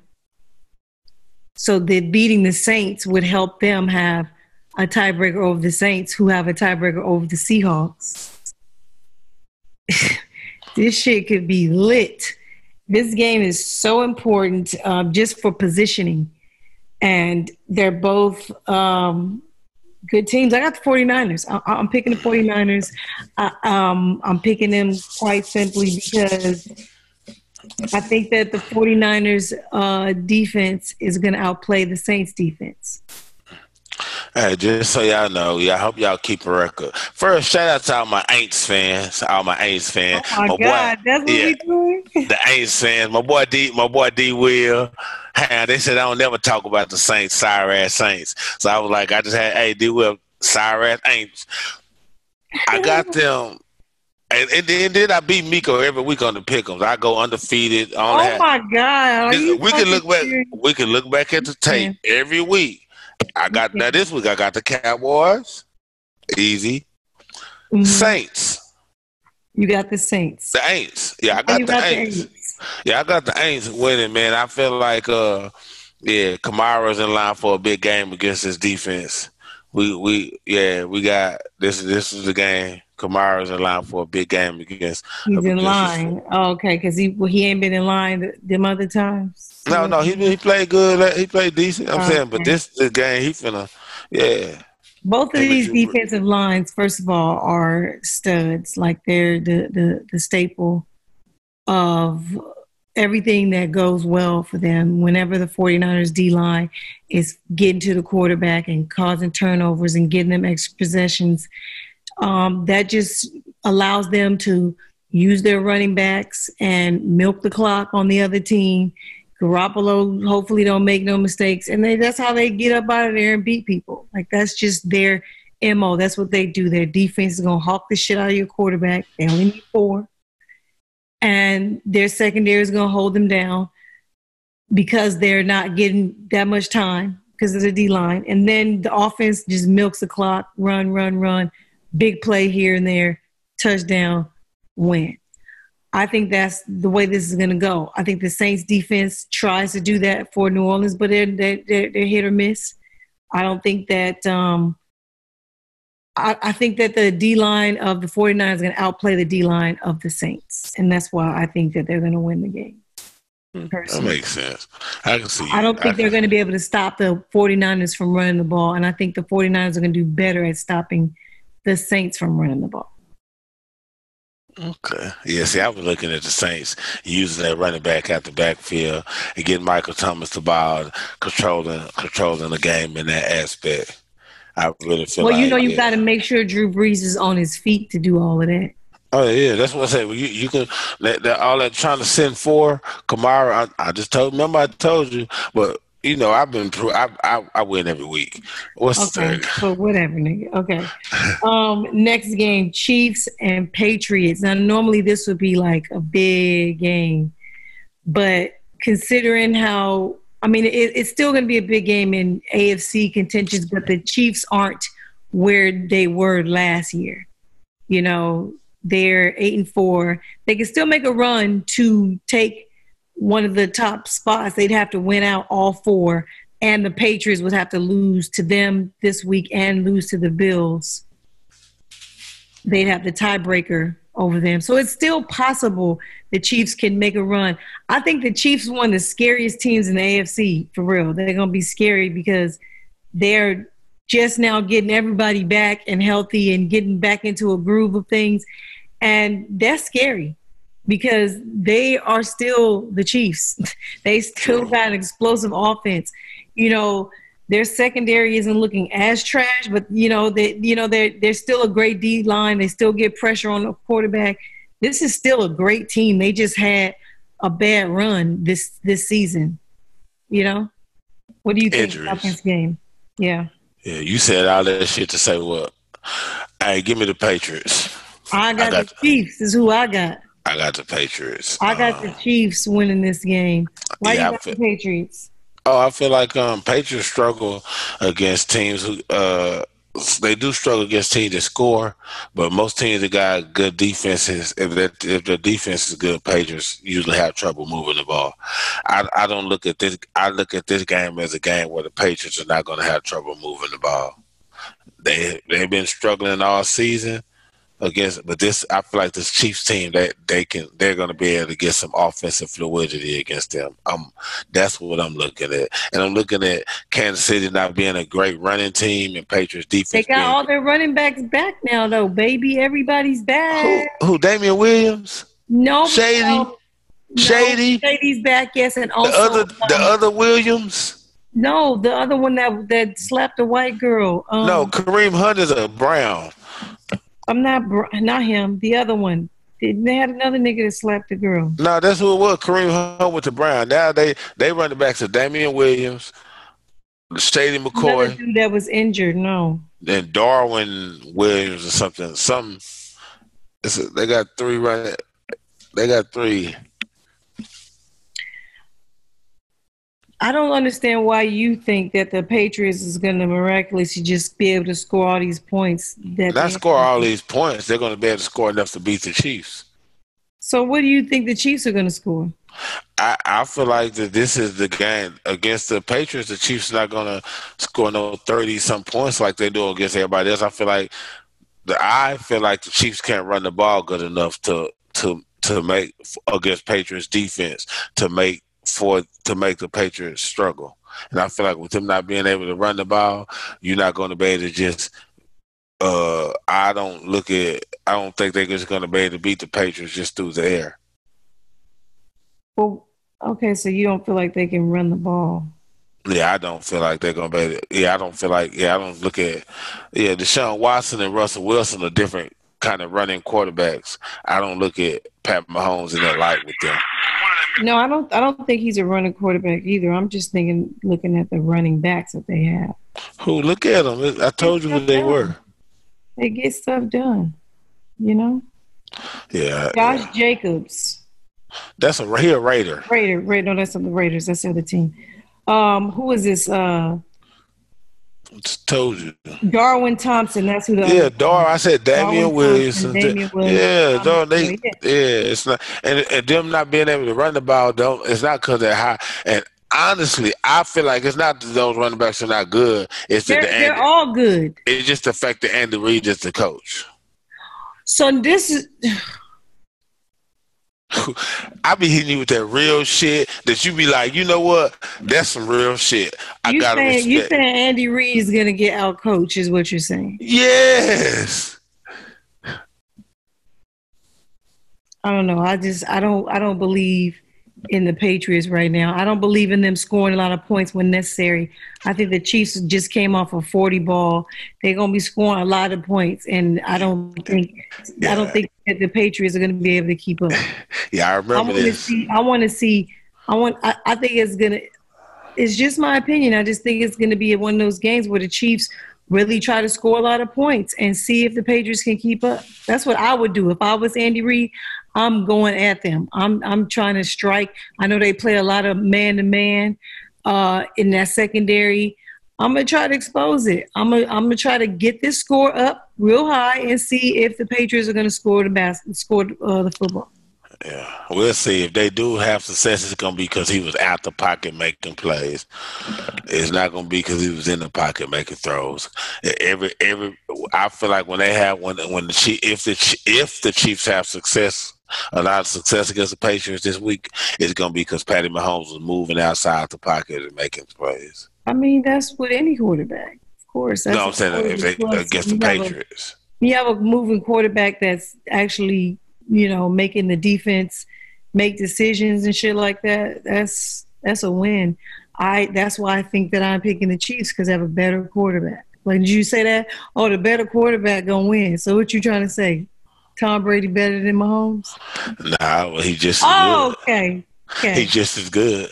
Okay. Any Sunday he can be just as good. Anyway. Yeah. Well, it's time for us to get the hell out of here. I think we've been on at least 2 hours. Man, too damn long. 2 hours. It's 4 o'clock where you at? 3. 3? It's 1 where I'm at. Ooh, it's no longer Jay-Z's birthday, and now I can post this thing. Sober now. You're a hater, man. No, I'm not going to do it. I ain't even going to do it. Let his little birthday go ahead and go by. I'm not tripping. But I'm going to let you go, too, because I appreciate you, though. And I know it's late there, and you probably got to go to work and shit. I have a flight to catch tomorrow. I'm leaving tomorrow. I'm headed home. So I got to finish smoking up all this weed before I leave. I got 3/8 left. Yeah, but you going to smoke all that? I'm kidding. I'm definitely going to smoke an 1/8 before I leave, though. Yeah, going to leave for me when I come out there in 2 weeks. I get it. No, nigga, I leave my weed for myself. When I return. There's plenty of weed all over LA. All over LA. It's everywhere. That's what I love about it. You can find it shit dope. on every corner, even in the fancy neighborhoods. That shit dope. Okay. Yes, but all right, my nigga, I appreciate you. I'll all right, y'all. Later. Right, peace. Oh my God, you guys, I'm so sorry for keeping you for 2 hours. I just had a lot to get off and talk about. I hadn't really been able to talk about basketball for a while because I've been trying to keep the shows down so I don't drag your whole day. But I really wanted to just talk a little bit about basketball. Starting to heat up. We're in December. This is when shit starts getting real for both football and basketball. So I just wanted to give you a little bit of both, give you a little bit of news, give you a little bit of history. I just tried to give you everything today, considering that the podcast is a day late. My apologies. I'm in LA, living my best life. But anyways, I'm going to let you guys go. I appreciate you, and I will speak to you next week. Peace. I want you to know that I want you to say, if you ever think about me, and if you think about me, niggas, and if you ain't gonna do no revolutionary act, forget about me. I don't want myself on your mind if you're not gonna work for the people. Like we always said, if you actually make a commitment at the age of 20, and you say, I don't want to make that commitment because for the simple reason that I'm too young to die, I want to live a little bit longer. What you did, you did already. You have to understand that people have to pay the price for peace. If you dare to struggle, you dare to win. If you dare not to struggle, then goddamn it, you don't deserve to win. Let me say peace to you if you're willing to fight for it. Let me say it in the spirit of liberation. I've been gone for a little while. At least my body's been gone. You ain't got to repeat after me. At least my body's been gone for a little while. But I'm back now, and I believe that I'm back to stay. I believe that I'm going to do my job, and I believe that I was born not to die in a car wreck. I don't believe I'm going to die in a car wreck. I don't believe I'm going to die from slipping on a piece of ice. I don't believe I'm going to die because I got a bad heart. I don't believe I'm going to die because of lung cancer. I believe that I'm going to be able to die in the things that I was born for. I believe that I'm going to be able to die high off the people. I believe that I will be able to die as a revolutionary in the international revolutionary proletarian struggle. And I hope that each one of you will be able to die in the international proletarian revolutionary struggle, even be able to live in it. And I think that struggle is going to come.